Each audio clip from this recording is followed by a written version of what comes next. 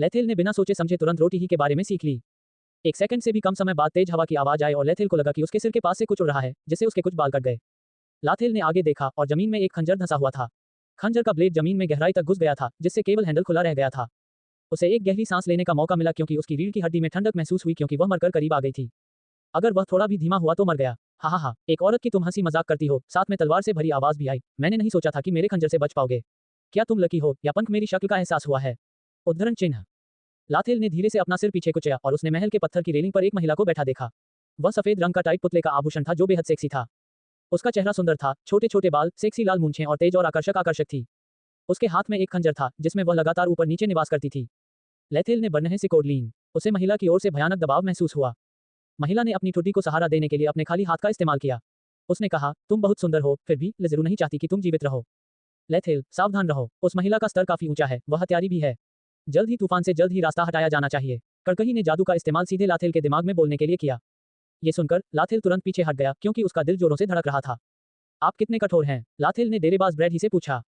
आपका क्या मतलब है? मैं कितना कठोर हूँ? आपका क्या मतलब है? कैडी ने असमंजस में पूछा।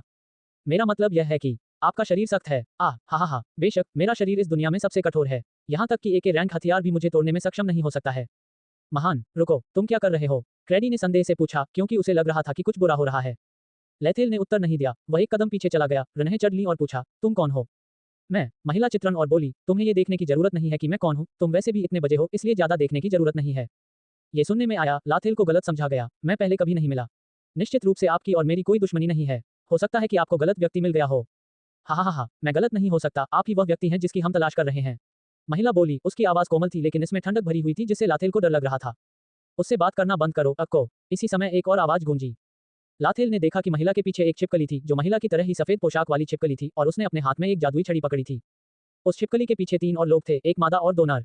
उन 3 ने कुछ हद तक एक जैसे कपड़े पहने हुए थे, सभी ने सफेद पोशाक पहने हुए थे। खास बात यह है कि उनके फोटो का स्टाइल और उनके गाउन पर लगे बाजे का मतलब है कि हर शख्स के पास एक अलग तरह का बज होता है। हालांकि लाथेल के पास इसकी देखभाल करने का समय नहीं था। उसने अपने सामने लोगों के समूह को देखा, वह चिंताजनक भावना कर रहा था, पानी बहार की तरह की प्रस्तुति थी।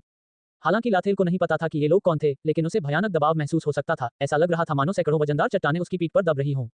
लड़का, लिजारू अचानक बोला, पत्थर कहाँ है? पत्थर? लाथेल ने नरकहें सिकोड़ ली। उसने असमंजस में पूछा, पत्थर कौन है? आप क्या बक्साबाज बात कर रहे हैं? लिज़रू की नजर तलवारों की तरह की घोड़े और तेज हो गईं। उन्होंने बरनहे सिकोड़ कर ने कहा, मेरे पासफे के साथ मजाक करने का समय नहीं है। मुझे वह पत्थर दे दो और मैं धीरे धीरे शांत हो जाऊं। अन्यथा मैं आत्मा को नरक की आग में कैद कर दूंगा। इससे सुनकर लाथेल को तुरंत एहसास हुआ कि लिजारू किस बारे में बात कर रही थी। इस तरह मजबूत लोगों के लिए उस पर हमला करने के लिए एकमात्र मूल्यवान पत्थर 5 रंग वाला मूल पत्थर था। एक क्षण में लाथेल को अचानक पता चला कि यह उस समय का प्रतिशोध था जब उसने एलेक से पत्थर चुराया था। लेथेल अब उन प्रोटोटाइप को सहना कर रहा था जिसमें एलेक का सामना करना पड़ रहा था। अगर एलेक को इस तरह के अनुपात का सामना करना पड़ता है तो वह निश्चित रूप से उन पर आसानी से यथार्थवादी पा सकता है और वह इन पहलुओं में भाग्यशाली भी हो सकता है। लेकिन मैं अलग हूँ, मैं सिर्फ एक सामान्य सहायक कलाकार हूँ, मैं इस परेशानी से कैसे बच सकता हूँ? लेथेल ने अनगिनत अन्य के बारे में सोचा जो उन्हें चित्रों में मदद कर सकते थे, लेकिन पूर्ण शक्ति के सामने सब कुछ अर्थहीन था। क्या तुम गूंगे हो? लिज़रू की आवाज अधीर हो गई। आगे वह बढ़ा, उसका हाथ धीरे धीरे ऊपर उठ रहा था। लाथेल को ऐसा लगा जैसे उसके आसपास की जगह पर एक विशाल हाथ बदल दिया गया हो जो उसके शरीर को चिन्हित कर रहा हो और उसे ऊपर उठा रहा हो। वह दर्द से चिल्लाया, वह विशाल अदृश्य हाथ से उसे कुचलने की कोशिश कर रहा था। मेरे पास तुम्हारे पास मजाक करने का समय नहीं है। लिज़रू ने अपनी पुरानी बोल्ड सी भींच ली और उसने बरनहे चदाते हुए कहा, मैं किसी पत्थर के बारे में नहीं जानता। लेथेल ने समय निकालने की कोशिश की क्योंकि उसने एक तरह से सोचा था। लड़का, इस बार काल्ड्रॉन बोला, मुझे बाहर फेंक दो। तुम्हें घर दो, ये सही है। आपके और मेरे पास एक अनुबंध है जो हमें एक साथ बांधता है। मैं आपके हाथों में लौट सकता हूँ। अभी मैं आपकी कुछ मदद कर सकता हूँ। कड़ाही ने सामान। वर्तमान में काल्ड्रॉन को एक टाइल के आकार तक रेखांकित किया गया था और इसे लेथेल की पैंट के पीछे से चिपका दिया गया था। हालांकि लेथेल हिल नहीं हो सका तो वह क्रेडी को बाहर कैसे निकाल सकता था? लाथेल ने अपनी उंगलियां उसकी पैंट के पीछे ले जाने की कोशिश की, लेकिन केवल उसकी उंगलियां हिलाना ही पर्याप्त नहीं था क्योंकि वह महसूस कर सकता था कि उसकी हड्डियां अपनी सीमा तक पहुंच रही हैं।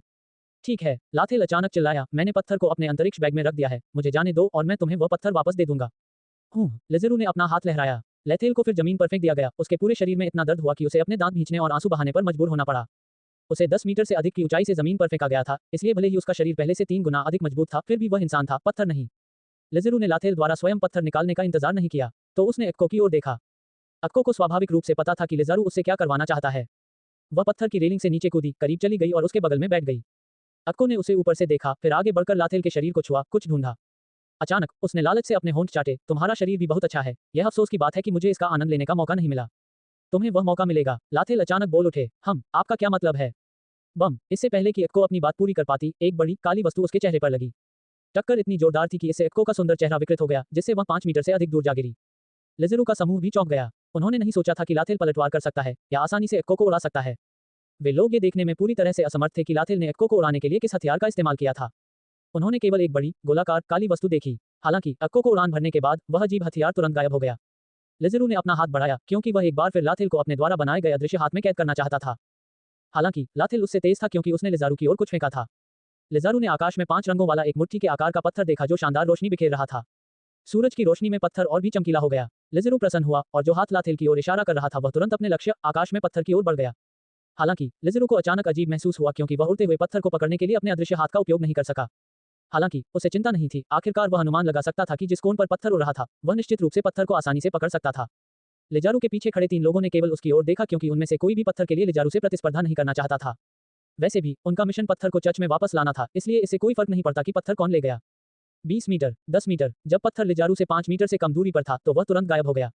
इसके बजाय 5 मीटर से अधिक व्यास वाली एक काली गोलाकार वस्तु उल्कापिंड की तरह गिर रही थी। क्या बकवास है, लेज़रू खुद पर नियंत्रण नहीं रख सका और चिल्लाया।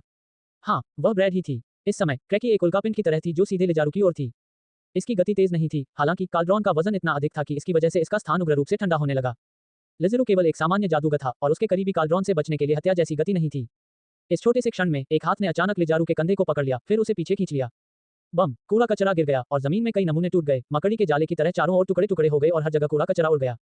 लाथेल मुचा और महल के अंदर का भाग। उसे लगा कि उसकी मृत्यु निश्चित रूप से प्रकट होगी। उसने सोचा कि यदि वह महल में भाग गया तो शायद वह अधिक आसानी से बच सकेगा। हरामी, लाथेल ने महल के मुख्य द्वार की ओर जाने वाली मंजिल पर रखे पत्थरों से बनी एक दीवार को ढहा दिया। हक, लाथेल दर्द से चिल्लाया। एक खंजर उसकी पीठ में घुस गया और उसकी छाती में घुस गया। लाथेल अंधे मुंह जमीन पर गिर पड़ा, उसके शरीर से खून की धारा की तरह निकली। उसने पुनः खोज की कोशिश की, लेकिन एक पैर पूरी तरह से धंसे खंजर के हैंडल पर चला गया, जिससे उसे दर्द होने लगा और वह हिलने डुलने में असहाय हो गई। अक्को का चेहरा गायब हो गया था, उसकी नाक गायब हो गई थी और उसके कई दांत गायब हो गए थे। उसकी नाक और मुंह से खून निकला हुआ था, जिससे उसका सुंदर चेहरा कुरूप और भयंकर दिख रहा था। मैं सितारों को मार डालूंगा, जश्न मनाऊंगा और भगवान का खून पी जाऊंगा। कमीने, तुमने मेरे सुंदर चेहरे के साथ क्या किया? इस अध्याय का मूल स्वरूप N0V3L ब्रेन पर पाया जा सकता है। लेथेल जिम पर लेट गया और अब आपके आसपास की आवाजें सुनने में बेकार हो गई हैं। चाकू उसके दिल में लगा। इस बार उसकी आंखों के सामने धीरे धीरे होने वाले मोती और ब्लैकबोर्ड दिखाई दे रहे थे। क्या मेरी मृत्यु होने वाली है? नहीं, अगर तुम मर जाओगे तो मेरी मदद कौन करेगा? लाथेल के दिमाग में अचानक एक आवाज गूंजी। हालांकि उसे लगा कि वे शब्द बहुत परिचित थे, लेकिन इन आखिरी क्षणों में वह पहचान नहीं सका कि यह किसकी आवाज है। उसके तुरंत बाद उसका दिमाग अंधेरे में डूब गया। डिंग, आपका स्तर अस्थायी रूप से बढ़कर 80 के स्तर तक पहुंच गया है। डिंग, आपने अस्थायी रूप से एक नया कौशल हासिल कर लिया है, रक्त उन्माद। अल्पविराम, नाम, रक्त उन्माद, रैंक विवरण, शारीरिक शक्ति में परिवर्तित करने के लिए जीवन ऊर्जा को जलाएं। एक ऐसा कौशल जिसका उपयोग केवल 20 कबीले के राजा ही कर सकते हैं। जीवन ऊर्जा जितनी कम होगी, शक्ति उतनी ही अधिक होगी। अल्पविराम, हालांकि सिस्टम ने 2 सूचनाएं दिखाई, लेथेल अब 2 सूचनाओं को देखने के लिए जागृत नहीं था। शश, अक्को गुस्से में था, धिक्कार है, मैं तुम्हें इतनी आसानी से मारने में सहज महसूस नहीं करता। इस समय बाहर की धूल छट गई और लेज़रू और अन्य 3 लोग बिना किसी चोट के प्रकट हुए। कड़ाही लेज़ारू से लगभग 1 मीटर की दूरी पर स्थिर पड़ी थी। लेज़ारू ने काल्ड्रॉन की ओर देखा, हालांकि उसने इस पर ध्यान नहीं दिया क्योंकि उसने लाथेल की ओर देखा। लेज़ारू, स्वॉर्डी बोली, सौभाग्य से मैंने तुम्हें वापस खींच लिया, अन्यथा तुम। मुझे पता है, लेज़रू चिल्लाया। ऐसा लग रहा था कि स्वॉर्डी लेज़रू के व्यक्तित्व से परिचित है, इसलिए उसने अपना सिर हिलाया। आप इस कड़ाही को कैसे संभालना चाहते हैं? मूर्ख मत बनो, पहले पत्थर को प्राथमिकता दो, लेज़रू ने तिरस्कारपूर्वक कहा। ऐसा लगता था कि वह स्वॉर्डी को उस व्यक्ति के रूप में नहीं मानता था जिसने उसकी जान बचाई थी। उसने अक्को की ओर देखा और जोर से कहा, पत्थर ढूंढो। अक्को ने अपने दांत पीस लिए, भले ही वह गुस्से में थी, वह लेज़ारू के आदेशों का विरोध नहीं कर सकी। वह झुकी और उस छोटे स्पेस बैग की ओर बढ़ी जो लेथेल के कूल्हे पर बंधा हुआ था। बच्चे, तुम भाग्यशाली हो कि तुम इतनी जल्दी मर गए। उस चाकू को तुम्हारे दिल में नहीं घुसना चाहिए था, उसे थोड़ा सा भटकना चाहिए था जिससे तुम्हें और अधिक दर्द महसूस होता। अक्को बुदबुदाया। अचानक जैसे ही अक्को का हाथ लाथेल के स्पेस बैग से 5 सेमी से भी कम दूरी पर था, वह चौंक गई क्योंकि लाथेल गायब हो गया था। क्या बकवास है, अक्को अंदर ही अंदर चिल्ला उठी। उसका अंतर्ज्ञान उसे बता रहा था कि वह खतरे में है। हालांकि इससे पहले कि अक्को प्रतिक्रिया दे पाता, भयानक बिजली चमकती हुई एक मुट्ठी आगे बढ़ी। बम, यह मुक्का सीधे अक्को के चेहरे पर लगा। उसका विकृत चेहरा ऐसा लग रहा था मानो टूटने वाला है। इस अध्याय की प्रारंभिक रिलीज N0V3L बिन साइट पर हुई। लाथेल की मुट्ठी इतनी मजबूत थी कि अक्को 10 मीटर से अधिक दूर तक उड़ गई। वह महल की पत्थर की दीवार से टकराई, जिससे वह ढह गई। अक्को को मलबे में दबा दिया गया था और यह अज्ञात था कि वह जीवित थी या मृत। अभी अभी मुके ने उसका चेहरा तोड़ दिया था और उसके जीवित रहने की दर कम हो गई थी। लेज़ारू और अन्य लोग इससे चौंक गए और उन्होंने लाथेल की ओर देखा। इस समय लाथेल का शरीर बिजली के तत्व से घिरा हुआ था और वह एक चमकदार आभा उत्सर्जित कर रहा था। अनगिनत छोटे छोटे बिजली के बोल्ट उसके शरीर से बाहर की ओर निकले, जिससे वह बेहद खतरनाक दिखने लगा। PTSK, हवा की तेज आवाज सुनाई दी और लाथेल के शरीर से एक नीली सदमे की लहर निकली जो तेजी से चारों ओर फैल गई। यह एक तूफान की तरह था जिसने चारों ओर सब कुछ उड़ा दिया। लेज़रू के समूह में सदमे की लहर दौड़ गई। हालांकि इससे कोई नुकसान नहीं हुआ, फिर भी शॉक वेव से पता चला कि लेथेल अभी कितनी शक्ति से वेल्डिंग कर रहा था। उसकी छाती पर लगा घाव भी ठीक हो गया था और एक भयानक निशान छोड़ गया था। लिज़रू बिल्कुल भी नहीं डरी। इसके विपरीत उसने भौहें सिकोड़ ली और तिरस्कारपूर्वक मुस्कुराया। दिलचस्प बात है, उसके पास F रैंक प्रतिभा है, लेकिन उसके पास एक आकर्षक शक्ति है। शायद उसके पास किसी प्रकार का कौशल है जो उसकी शक्ति को छुपाता है। लिज़ारू, क्या आपको ठीक हो जाएगा? हया बोली, उसकी आवाज चिंता से भरी थी। लिज़ारू ने कहा, उस बेवकूफ कुतिया को अनदेखा करो, हमारा मिशन पत्थर प्राप्त करना है, क्या तुम समझे? हया ने भौहें चढ़ा ली और फिर क्रिस्टल बॉल को देखने के लिए अपना सिर नीचे कर लिया, क्योंकि उसे थोड़ा असहज महसूस हुआ। लिज़ारू ने बस एक पल के लिए हया की ओर देखा, फिर कहा, ताकि। ताकि ने आह भरते हुए कहा, मुझे ऑर्डर देने वाले लोगों से सबसे ज्यादा नफरत है। बकवास मत करो, अगर तुम काम नहीं करना चाहते तो जा सकते हो, लिज़ारू ने नाराज स्वर में कहा। ताकि भी चुप रहा और लाथेल की ओर चल दिया। उन्होंने भारी कवच पहना था जिससे उनका चेहरा सहित पूरा शरीर ढका हुआ था। ठोस कवच सफेद था और इसे कुछ पीले पैटर्न से सजाया गया था। उसके पीछे एक सफेद लबादा था, लबादे पर एक छोटा सा पीला ढाल के आकार का प्रतीक चिन्ह था। लाथेल ने अपनी आंखें खोली, उसकी आंखों की पुतली गड़गड़ाहट की तरह नीली हो गई थी और इससे जानलेवा इरादे और विनाशकारी शक्ति से भरी आभा निकल रही थी। वह कदम दर कदम ताकि की ओर चला। हर कदम पर जमीन उखड़ने लगती थी और चारों ओर दरारें फैल जाती थीं। ताकि अचानक जोर से हंसा, हा हा हा हा, क्या तुम मुझे डरा रहे हो? आप ऊर्जा का इतना व्यर्थ उपयोग कर रहे हैं, क्या आपको लगता है कि यह अच्छा है? भाई, मैं तुम्हें जादुई ऊर्जा का उपयोग करना सिखाता हूँ। लाथेल ने उसे घूर कर देखा, फिर तुरंत ताकि की ओर दौड़ा। लाथेल की गति अत्यंत भयावह थी। महज एक सेकंड में लाथेल 40 मीटर से ज्यादा की दूरी तय कर ताकि के सामने पहुंच गया। उसने अपनी मुट्ठी घुमाई और ताकि के चेहरे पर मुक्का मारा। बम! लेथेल की मुट्ठी और हेलमेट टकराए और हवा के दबाव का एक धमाका हुआ, जिससे 5 मीटर के दायरे में सब कुछ नष्ट हो गया। हालांकि ताकि का हेलमेट बरकरार रहा, जैसे कि कुछ हुआ ही ना हो। इसके विपरीत जब लाथेल की उंगलियां ताकि के हेलमेट के संपर्क में आईं, तो वे टूट गईं, उसकी सफेद हड्डियां उसके मांस को छेद कर बाहर निकल गईं, जिससे उसका खून एक धारा की तरह बहने लगा। हा हा हा, बेवकूफ लड़का, ये कवच एक रैंक बी आइटम है, इसे स्मिथ एन्चांटर द्वारा भी बढ़ाया गया है। भले ही तुम तलवार का उपयोग करो, तुम शायद मेरे कवच पर कोई खरोंच नहीं ला पाओगे। इसके अलावा तुम जैसे मूर्ख के हाथ मेरे कवच को गंदा कर रहे हैं। ताकि ने तिरस्कारपूर्वक कहा। हालांकि लाथेल ने ताकि ने जो कहा उसे सुना नहीं, दर्द तो बिल्कुल महसूस नहीं हुआ। लाथेल तुरंत पीछे हट गया और उस हाथ पर नजर डाली जो ताकि के कवच के संपर्क में आने के बाद गंभीर रूप से विकृत हो गया था। बच्चे, मैं तुम्हें 1 मिनट के लिए अपनी इच्छानुसार हमला करने दूंगा।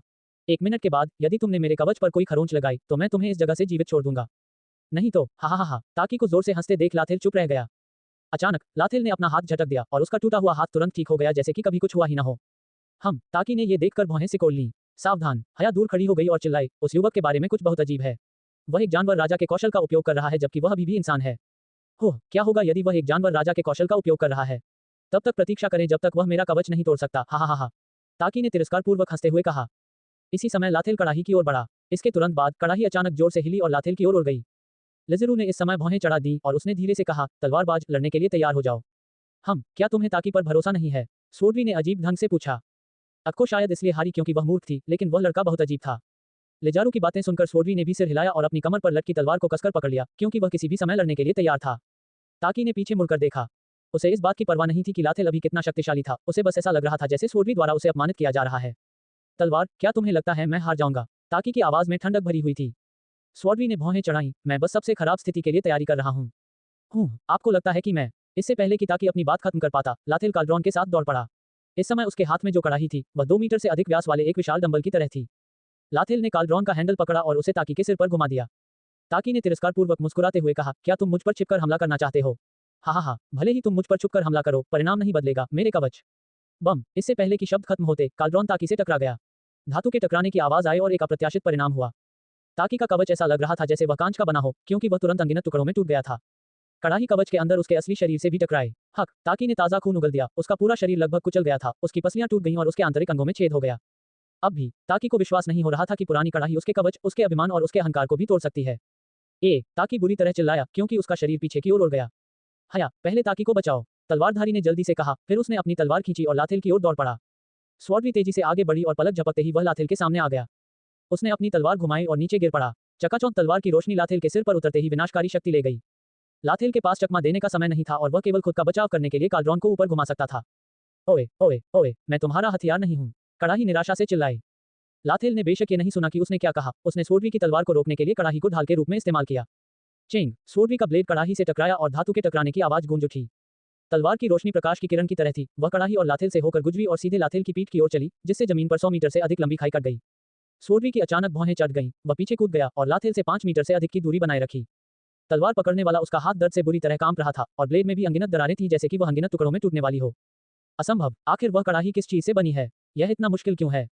मेरी तलवार ताकि के कवच को आसानी से काट सकती है, इस तलवार को कम से कम उस कड़ाही का सामना करने में सक्षम होना चाहिए, मेरी तलवार क्यों टूट रही है? सोड्री ने उस कड़ाही की ओर देखा जिसे लाथेल ने पकड़ रखा था। भले ही वह सिर्फ एक बदसूरत पुरानी काली कड़ाही थी, सोडवी की तलवार से टकराने के बाद भी वह सामान्य थी और कड़ाही पर कोई खरोंच भी नहीं थी। लाथेल इस बार अलग दिख रहे थे। उनके बाएं कंधे के ब्लेड से उनके दाहिने कूल्हे तक फैली तलवार का एक टुकड़ा उनके शरीर पर दिखाई दिया और उसमें से खून एक धारा की तरह बह निकला। स्वॉर्डवी ने यह देखा और राहत की सांस ली, कम से कम वह बच्चा अभी भी असफल रहा। ग्रेव, लाथेल अचानक एक राक्षस की तरह चिल्लाया, स्वॉर्डवी को चौंका दिया, क्या बकवास है।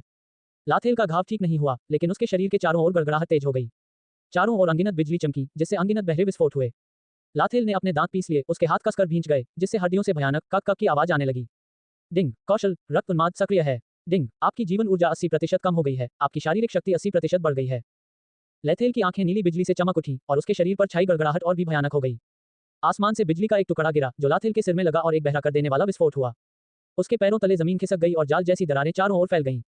लिज़रू ने भौहें चढ़ा लीं, फिर उसने अपनी जादू की छड़ी का सिरा जमीन पर पटक दिया। उसके पैरों के नीचे एक जादुई घेरा दिखाई दिया और उससे अत्यंत गहरी काली आभा निकलने लगी। लिज़ारू, तुम, हया बोली, क्योंकि वह वर्तमान में ताकी को ठीक करने के लिए उपचार जादू का उपयोग कर रही थी। हालांकि ताकी की हालत में कोई सुधार नहीं हुआ, इसके विपरीत उसकी सांसें कमजोर हो गईं। हया, उसे बचाने में अपना प्रयास बर्बाद करने की कोई जरूरत नहीं है। मुझे बाकी का ख्याल रखने दो। लिज़ारू के बोलने के बाद ताकी के शरीर से काले धुएं की एक धारा निकली। ताकी एक पल के लिए गया और फिर शांत हो गया। वह अब न तो हिल रहा था और न ही सांस ले रहा था। ताकी के शरीर से निकला काला धुआं धीरे धीरे बदल गया और ताकी के समान दिखने लगा। धुएं ने चारों ओर देखा, उसकी नजर ताकी के शरीर पर पड़ी और वह चिल्लाने लगा। लेकिन वह कितना भी चिल्लाए, उसकी आवाज कोई नहीं सुन सका। काला धुआं तड़फड़ाया और ताकी के शरीर की ओर बढ़ने की कोशिश की, लेकिन वह आगे नहीं बढ़ सका। तलवार, उस बच्चे को थोड़ी देर के लिए रोकने की कोशिश करो। लिज़रू चिल्लाया। ये सुनकर स्वॉर्डवी बुदबुदाया, मुझे भी उम्मीद है कि मैं उस लड़के को रोक सकूंगा। जिस हाथ का उपयोग वह तलवार पकड़ने के लिए कर रहा था, उससे उसे दर्द महसूस हुआ और इससे उसकी त्योरियां चढ़ गईं। अंत में स्वॉर्डवी को दोनों हाथों से तलवार पकड़नी पड़ी। उसने अपने हाथ लाथेल पर केंद्रित किए, जैसे ही उसके शरीर से पसीना फुहार की तरह बहने लगा। धिक्कार है, वह कमीना कौन है। अचानक लाथेल गायब हो गया। स्वॉर्डवी चौंक गई। उसने चारों ओर देखा, उसकी आंखें सतर्कता से भरी थीं, जैसे वह लाथेल को खोज रहा था। इसी समय उसके पीछे एक आकृति प्रकट हुई। क्या बकवास है। स्वॉर्डवी के पास चीखने का ही समय था, क्योंकि लाथेल ने अपना पैर घुमाया और उसकी पीठ पर लात मारी। मुझे कम मत समझो। उसकी गति अचानक बढ़ जाने से स्वॉर्डवी चिल्लाया। तलवारधारी घूम गया, उसके दोनों हाथ तलवार घुमाने के लिए टॉक की जड़ता पर निर्भर थे। ब्लेड ने तलवार की चमकदार रोशनी उत्सर्जित की, जिससे अनगिनत अजीब पात्र प्रकट हुए और पूरे ब्लेड को ढक दिया। लाथेल निडर लग रहा था, क्योंकि उसकी मुट्ठी बिना किसी हिचकिचाहट के सीधे ब्लेड की ओर घूम गई। जब स्वॉर्डवी ने देखा कि लाथेल ने कालड्रॉन के बजाय अपने ब्लेड का सामना करने के लिए अपनी मुट्ठी का इस्तेमाल किया, तो वह तुरंत अपने दिल में खुश हो गया। मूर्ख बालक, यदि तुम उस कड़ाही का उपयोग करोगे तो मैं शायद असफल हो जाऊंगा, लेकिन तुम्हारी मुट्ठी मेरी ब्लेड जितनी मजबूत नहीं हो सकती। स्वॉर्डवी आत्मविश्वास से मुस्कुराए, मर जाओ। वह जोर से चिल्लाया और उसके हाथ में मौजूद ब्लेड जहां भी गुजरा, वहां जोरदार कंपन हुआ। ब्लेड लेथेल की मुट्ठी से केवल 5 सेमी से भी कम दूरी पर था जब अचानक लेथेल गायब हो गया। उसकी जगह एक विशाल काली वस्तु ने ले ली। क्या बकवास है। स्वॉर्डवी चौंक गई। उसे समझ नहीं आया कि इतने छोटे से क्षण में लाथेल क्यों गायब हो गया। उसे पता या समझ नहीं आया कि अभी क्या हुआ था। कड़ाही भी उस समय चौंक गई जब वह अचानक कुछ सेकंड के लिए लेथेल में तब्दील हो गई और फिर वापस सामान्य स्थिति में आ गई। बम, जब कड़ाही उसकी तलवार से टकराई तो ब्लेड टूट गया और तलवार की रोशनी चमककर गायब हो गई। स्वॉर्डवी को अपने हाथों में इतना दर्द महसूस हुआ कि मानो वे टुकड़े टुकड़े हो गए हों। स्वॉर्डवी की तलवार को तोड़ने के बाद कालड्रॉन नहीं रुका। इसके विपरीत वह स्वॉर्डवी की ओर बढ़ते हुए आगे बढ़ता रहा। गति बहुत तेज थी और दूरी बहुत कम थी। स्वॉर्डवी समय पर प्रतिक्रिया नहीं कर सका। वह केवल ये देख सका कि कड़ाही आसपास की जगह को कुचलते हुए उसकी ओर बढ़ी। लाथेल स्वॉर्डवी के पीछे दिखाई दिया। उसकी मुट्ठी में अनगिनत बिजली के बोल्ट पकड़े हुए लग रहे थे। उसमें से चहचहाहट सुनी जा सकती थी, जैसे ऐसा लग रहा था कि सैकड़ों पक्षी एक साथ गा रहे थे। तलवारबाजी आगे और पीछे से घिरी हुई थी। अब वह उस मछली से अलग नहीं थी जो चॉपिंग बोर्ड पर लेटी हुई थी। अंधेरा, भूत उदय। अचानक लिज़ारू की आवाज गूंजी और स्वॉर्डवी को एहसास हुआ कि उसके शरीर को काले धुएं ने घेर लिया है। बम प्रभाव से एक भयानक विस्फोट हुआ। विस्फोटक दबाव से एक सदमे की लहर पैदा हुई जो चारों ओर फैल गई, जिससे सब कुछ उड़ गया। प्रभाव के आसपास 20 मीटर की दूरी पर जमीन टुकड़ों में टूट गई और फिर उड़ गई। लिज़ारू और हया के पैरों के नीचे जाल जैसी दरारें फैल गईं। लिज़ारू ने अपनी जादुई छड़ी घुमाई और जादू की छड़ी की नोक से जुड़े काले टेनिस बॉल के आकार के मणि ने तुरंत एक काली आभा उत्सर्जित की। लिज़ारू और हया को अंदर से ढकते हुए अनगिनत जादुई घेरे प्रकट हो गए। वे जादुई घेरे आपस में जुड़ गए, जिससे एक गुंबद बन गया जिसने लिज़ारू और हया की रक्षा की। सदमे की लहर आसपास में फैल गई, लेकिन गुंबद में केवल थोड़ा सा कंपन हुआ और फिर शांत हो गया। हया ने चिंतित होकर पूछा, लिज़ारू क्या होगा अगर। मूर्ख मत बनो। लिज़ारू ने तुरंत हया की बात काट दी। उसने भौहें सिकोड़कर कहा, पवित्र युवती ने कहा था कि पत्थर को चुने हुए के अलावा कोई और नहीं सोख सकता। वह लड़का उस पत्थर को अवशोषित नहीं कर सका। वह जिस शक्ति का उपयोग कर रहा है वह निश्चित रूप से किसी प्रकार का वर्जित जादू है। लेकिन चिंता मत करो, लिज़ारू ने उसे आश्वस्त किया, मैंने उस जादू का इस्तेमाल किया, वह लड़का निश्चित रूप से मर जाएगा। ये सुनकर हया ने हल्का सा सिर हिलाया, हालांकि उसके चेहरे पर अभी भी चिंता झलक रही थी। बम बम बम, धातु के टकराने की आवाज के साथ अनगिनत विस्फोट हुए। धूल में से लिज़ारू को टक्कर से बनी चिंगारी दिखाई दे रही थी। इसके अलावा उसने ये भी देखा कि कुछ चिंगारियां प्रकट हुईं और फिर बुझ गईं, जैसे कि बिजली का एक बोल्ट जमीन पर गिर गया हो। धूल में स्वॉर्डवी का आधा शरीर लिज़ारू द्वारा बुलाए गए काले धुएं से घिरा हुआ था और इससे उसका शरीर ऐसा लग रहा था जैसे वह 2 भागों में विभाजित हो गया हो। उसके शरीर का दाहिना हिस्सा अभी भी सामान्य दिख रहा था, जबकि बायां हिस्सा पूरी तरह से काला पड़ गया था। धत्तेरी की, स्वॉर्डवी चिल्लाया, वह हरामी लिज़ारू क्या कर रहा है।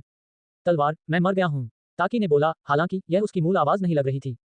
ताकि यह मैं हूँ। लिजारू ने मेरी आत्मा को आपके शरीर के साथ जुड़ने के लिए मजबूर करने के लिए वर्जित जादू का इस्तेमाल किया। धिक्कार है, लिजारू, क्या वह चर्च द्वारा जिंदा जला दिया जाना चाहता है? वह चर्च के एक सदस्य पर वर्जित जादू का उपयोग करने का साहस करता है। अगर उसे इसकी परवाह होती, तो उसने ऐसा नहीं किया होता। तलवारबाज, अब हमारे पास केवल एक ही विकल्प है, वह है उस लानत लड़के को मारना, पत्थर लेना, फिर चर्च में लौटना और लिजारू की निंदा करना। क्या आपका मतलब है, हमें स्वयं ही संत को पत्थर सौंप देना चाहिए, बदले में संत हमारी मदद करेंगी? ये सही है। स्वॉर्डवी ने सिर हिलाया। अच्छा, भले ही हम लिजारू के निषिद्ध जादू के संपर्क में थे, हमारी शक्तियां एक साथ मिल गई थीं। उस लड़के को हराना एक साधारण मामला है। ये सही है, उस बच्चे ने अपनी ताकत बढ़ाने के लिए किसी जादू का इस्तेमाल किया होगा जो जीवन ऊर्जा का उपभोग करता है, उसके पास ज्यादा समय नहीं बचा है। ताकि अब हम एक नाव पर हैं, अब पीछे मुड़ना संभव नहीं है। तुम्हें मेरे साथ सहयोग करना चाहिए और हमारे विवादों को एक तरफ रख देना चाहिए। बेशक मैं इसे समझता हूँ। वह हरामी लिजारू, अगर मैं जीवन में वापस आया, तो मैं उसे भुनी हुई छिपकली में बदल दूंगा। सावधान, तलवारबाज चिल्लाया। ठीक उसके बाद लाथेल अचानक उसके सामने आ गया, अपना पैर उसके पेट की ओर झुकाते हुए। आप बवाह, स्वॉर्डवी और ताकी ने एक स्वर में कहा। वे दोनों एक ही शरीर में थे, इसलिए एक दूसरे के कौशल का उपयोग करना आसान था। स्वॉर्डवी ने एक हाथ बढ़ाया, यह उसका बायां हाथ था जो ताकी के नियंत्रण में बिल्कुल काला हो गया था। अचानक एक धातु का दस्ताना दिखाई दिया, जो उस बांह को ढक रहा था। बम, लाथेल का हाथ ताकी के हाथ से टकराया, जिससे हवा का दबाव फट गया और आसपास का स्थान कंपन करने लगा। बवाह, ताकी चिल्लाया, मेरे पास तैयारी के लिए समय नहीं था। इस बार मैं तुम्हारे लाखों टुकड़े कर दूंगा। घड़ी, इससे पहले कि ताकी अपनी बात खत्म कर पाता, स्वॉर्डवी ने बातचीत अपने हाथ में ले ली। उसने अपना सिर उठाया और आकाश में एक विशाल कड़ाही गिर रही थी। बम, कड़ाही विशाल हो गई थी, इसका व्यास 5 मीटर से अधिक था और यह 50 मीटर से अधिक की ऊंचाई से गिर रहा था। इससे पहले से ही टूटी हुई जमीन गहराई तक धंस गई और अनगिनत टुकड़ों में टूट गई। स्वॉर्डवी सौभाग्य से समय पर पीछे हट गई। वैसे भी अब शरीर एक होते हुए भी शरीर में दो आत्माएं थीं। जैसे ही ताकी लड़ता है, स्वॉर्डवी आसपास पर नजर रख सकता है और इसके विपरीत भी। धत्तेरी की, उसने हमारी आंखों को ढकने के लिए धुएं और धूल का इस्तेमाल किया, फिर कड़ाही को हवा में ऊपर फेंक दिया। ताकी ने चुपचाप डांटा। ये सही है, स्वॉर्डवी ने ताकी के साथ संवाद करने के लिए अपने विचारों का उपयोग किया। आखिरकार, अब जब वे विलीन हो गए थे, तो वे आसानी से एक दूसरे से संवाद कर सकते थे। अभी उसकी लात सिर्फ चारा थी। दरअसल, उस लड़के ने हम पर हमला करने के लिए उस कड़ाही को अपने मुख्य हथियार के रूप में इस्तेमाल किया था। धत्तेरी की, ताकि अंदर से चिल्लाया, आखिर वह कड़ाही किस चीज से बनी है? यह इतना मुश्किल क्यों है? मुझसे मत पूछो, लड़ाई पर ध्यान केंद्रित करो, स्वॉर्डवी ने सलाह दी। इससे पहले कि धूल और धुआं छंट पाता, एक विशाल कड़ाही एक बार फिर सीधे स्वॉर्डवी की ओर दौड़ पड़ी। स्वॉर्डवी और ताकी ने बेशक इसे देखा, लेकिन कड़ाही की भयानक गति ने उन्हें डरा नहीं दिया। उन्होंने तुरंत इसे टाल दिया। हालांकि जब कड़ाही उनके करीब आई तो ये लाथेल में बदल गई। क्या बकवास है, क्या तमाशा चल रहा है? स्वॉर्डवी और मैं दोनों चौंक गए। हालांकि उनके पास ये सोचने का समय नहीं था कि अभी क्या हुआ। स्वॉर्डवी के हाथ में तलवार थी और उसने लाथेल की ओर वार किया। हालांकि लाथेल बिल्कुल भी नहीं डरा। उसने उस तलवार को अपने हाथ में छेदने दिया, जिससे खून एक धारा की तरह बहने लगा। हा हा हा, साले, तू तो मर ही जाएगा, ताकि खुशी से चिल्लाया। वह नहीं करेगा, तलवारबाज चिल्लाया। ताकि को उलझन महसूस हुई, हालांकि इसके बाद जो हुआ उसने उन दोनों को डरा दिया। लाथेल को कोई दर्द महसूस नहीं हुआ, उसका हाथ जो तलवार से छेदा गया था वह आगे बढ़ता रहा, फिर उसने स्वॉर्डवी के तलवार वाले हाथ को पकड़ लिया। हरामी, स्वॉर्डवी ने अपना हाथ पीछे खींचने की कोशिश की लेकिन वह ऐसा नहीं कर सका। ऐसा लग रहा था जैसे लाथेल का हाथ चिमटे की तरह था क्योंकि उसने स्वॉर्डवी के हाथ को बंद कर दिया था। स्वॉर्डवी और ताकी दोनों को लग रहा था कि कुछ बेहद खतरनाक आने वाला है। उन दोनों ने आकाश की ओर देखा। इस समय उनकी आंखें अविश्वास से भरी हुई लग रही थी क्योंकि कड़ाही भयानक गति से नीचे की ओर भाग रही थी। नहीं, तलवारबाज चिल्लाया, लेकिन इसी समय एक आवाज सुनाई दी। अंधेरा उदय। इसके तुरंत बाद अनगिनत काले तंबू स्वॉर्डवी की छाया से बाहर निकल आए। तंबू ने लाथेल और स्वॉर्डवी को कसकर लपेट लिया, फिर पलक झपकते ही उन दोनों को अलग कर दिया। स्वॉर्डवी और लाथेल पीछे की ओर उड़ गए और उनके अलग होने के 1 सेकंड से भी कम समय में काल्ड्रॉन उस स्थान पर गिर गया जहां वे खड़े थे, जिससे जमीन धंस गई। स्वॉर्डवी और ताकी ने अपना सिर पीछे घुमाया और उन्होंने लिजारू को जादू करते देखा। उसके जादू के डंडे पर लगा पत्थर एक अजीब रोशनी उत्सर्जित कर रहा था। लिजारू चिल्लाया, जल्दी करो, उस लड़के को मार डालो। जैसे ही उन्होंने बोलना समाप्त किया, पत्थर से काले धुएं की एक धारा उड़ी, स्वॉर्डवी की ओर बढ़ी और फिर उनके शरीर में विलीन हो गई। अभी स्वॉर्डवी को लगा कि उसका शरीर शक्ति से भर गया है। ऐसा लग रहा था कि शक्ति कभी खत्म नहीं होगी, चाहे वह इसका कैसे भी उपयोग करे। स्वॉर्डवी में इतनी जादुई ऊर्जा थी कि वह बाहर की ओर फैलती थी, जिससे वह एक मशाल में बदल जाता था। उसकी जादुई ऊर्जा एक ज्वाला की तरह थी, लेकिन उससे एक अजीब सी काली आभा निकलती थी। स्वॉर्डवी और ताकी दोनों ने भौहें चढ़ा लीं, भले ही वे लिजारू से नफरत करते थे, हालांकि अब उनके लिए आंतरिक रूप से लड़ने का समय नहीं था। सबसे पहले उन्हें उस लड़के को मारना था और पत्थर प्राप्त करना था, तभी वे अपने शरीर की समस्या का समाधान कर सकते थे। उन्होंने लिजारू से उसके कारण हुई समस्या का समाधान करने के लिए क्यों नहीं कहा? क्योंकि ताकी और लिजारू दोनों का एक दूसरे के साथ विवाद है और इसके अलावा ताकि लिजारू को बहुत अच्छी तरह से समझता है और वह जानता है कि लिजारू निश्चित रूप से उसकी मदद नहीं करेगा।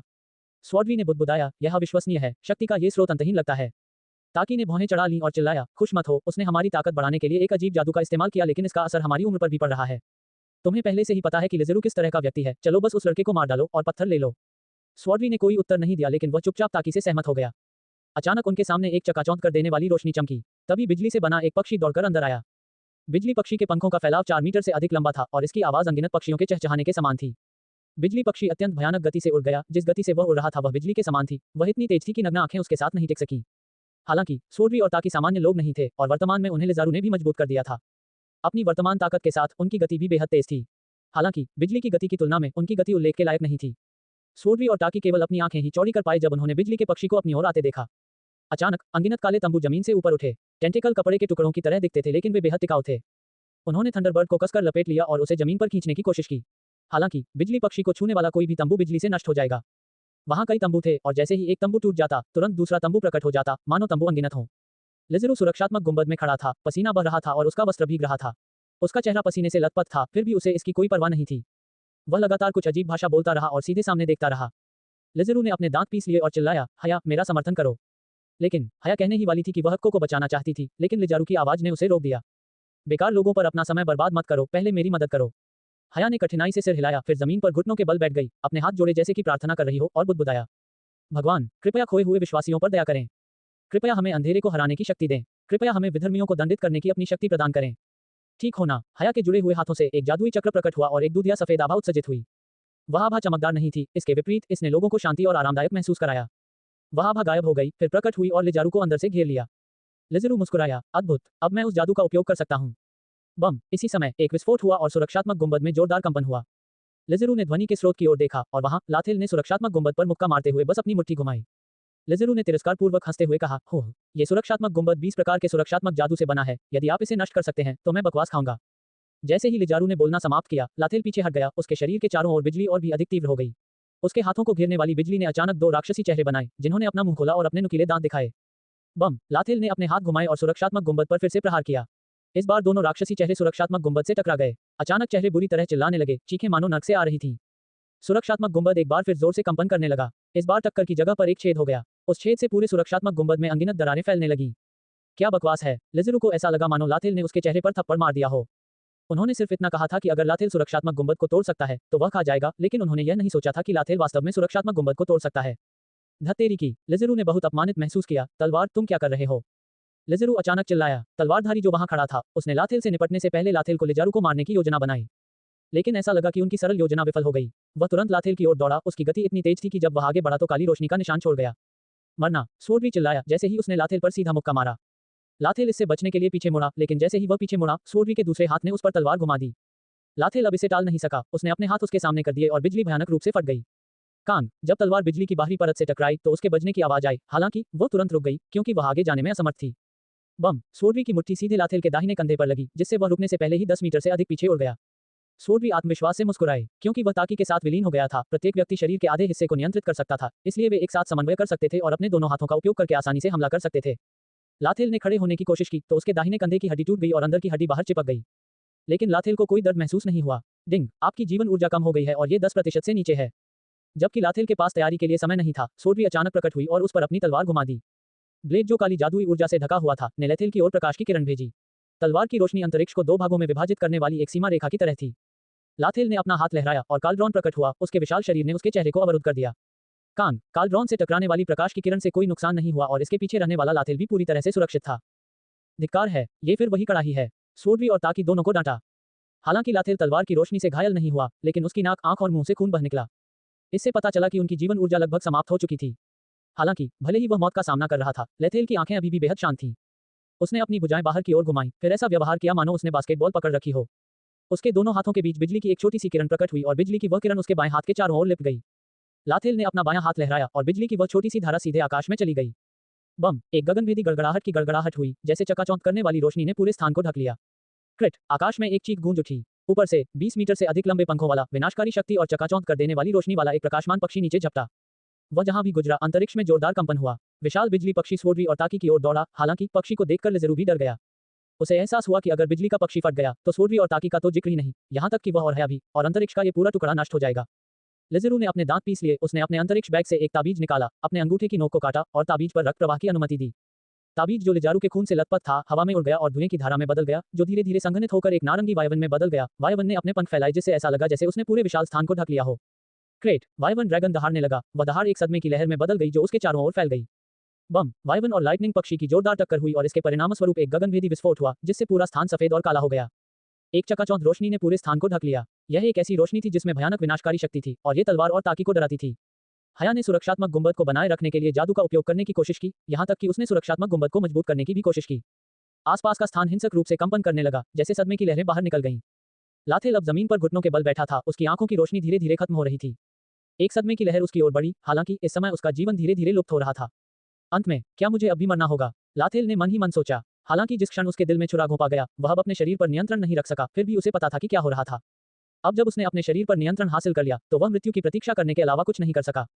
अचानक नर्म और सौम्य हाथों की एक जोड़ी ने उसे गले लगा लिया। उस व्यक्ति के दिल की गर्माहट उसे आराम देने लगी। लाथेल धीरे धीरे अपनी आंखें बंद करते हुए मुस्कुराया। नहीं, चार्लोट बोली, उनकी आंखें आंसुओं से भर गईं। मैं तुम्हें खोना नहीं चाहती। चार्लोट के चेहरे की झुर्रियां कांप उठी क्योंकि वह अभी अपनी भावनाओं पर काबू नहीं रख पा रही थी। मैंने खुद से वादा किया कि मैं फिर कभी खून नहीं चूसूंगा। लेकिन लाथेल, तुम एक अपवाद हो। मैं तुम्हें खोना नहीं चाहता। मैं तुम्हारे द्वारा बनाया गया स्वादिष्ट खाना खाना जारी रखना चाहता हूँ। चार्लोट ने अपना मुंह खोला, दो नुकीले दांत दिखाए, फिर उसने अपना सिर नीचे किया और अपने नुकीले दांत लेथेल की गर्दन में धंसा दिए। बहुत सारा खून बह गया, लेकिन ये पूरी तरह से चार्लोट के दांतों द्वारा अवशोषित हो गया। माफ करें, लाथेल, मैं ऐसा नहीं करना चाहता, लेकिन यही एकमात्र तरीका है जिससे आप मेरे साथ बने रह सकते हैं। लेथेल प्रयोगशाला उपकरण थे। चार्लोट ने उसका गला घोंट दिया, जबकि उसके नुकीले दांत लगातार उसकी गर्दन से खून सोख रहे थे। आकाश में दो राक्षसों की विनाशकारी रोशनी ने पूरे क्षेत्र को घेर लिया। लेथेल और चार्लोट को अंदर ले लिया गया।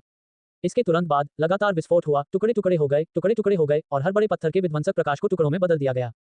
200 मीटर से अधिक ऊंचा एक चंदन चट्टान के ऊपर उठा। भयानक तूफान ने इस घाटी के अंदर सब कुछ जला दिया। जैसे ही समुद्र तट से बाहर निकला, तूफानी रेस्तरां की लहर निकली। जहां जहां से वह तरंगी अभिनय करती थी, उस स्थान के पेड़ और जानवर जलकर राख हो जाते थे और जमीन एक विशाल तवे के समान गर्म हो जाती थी।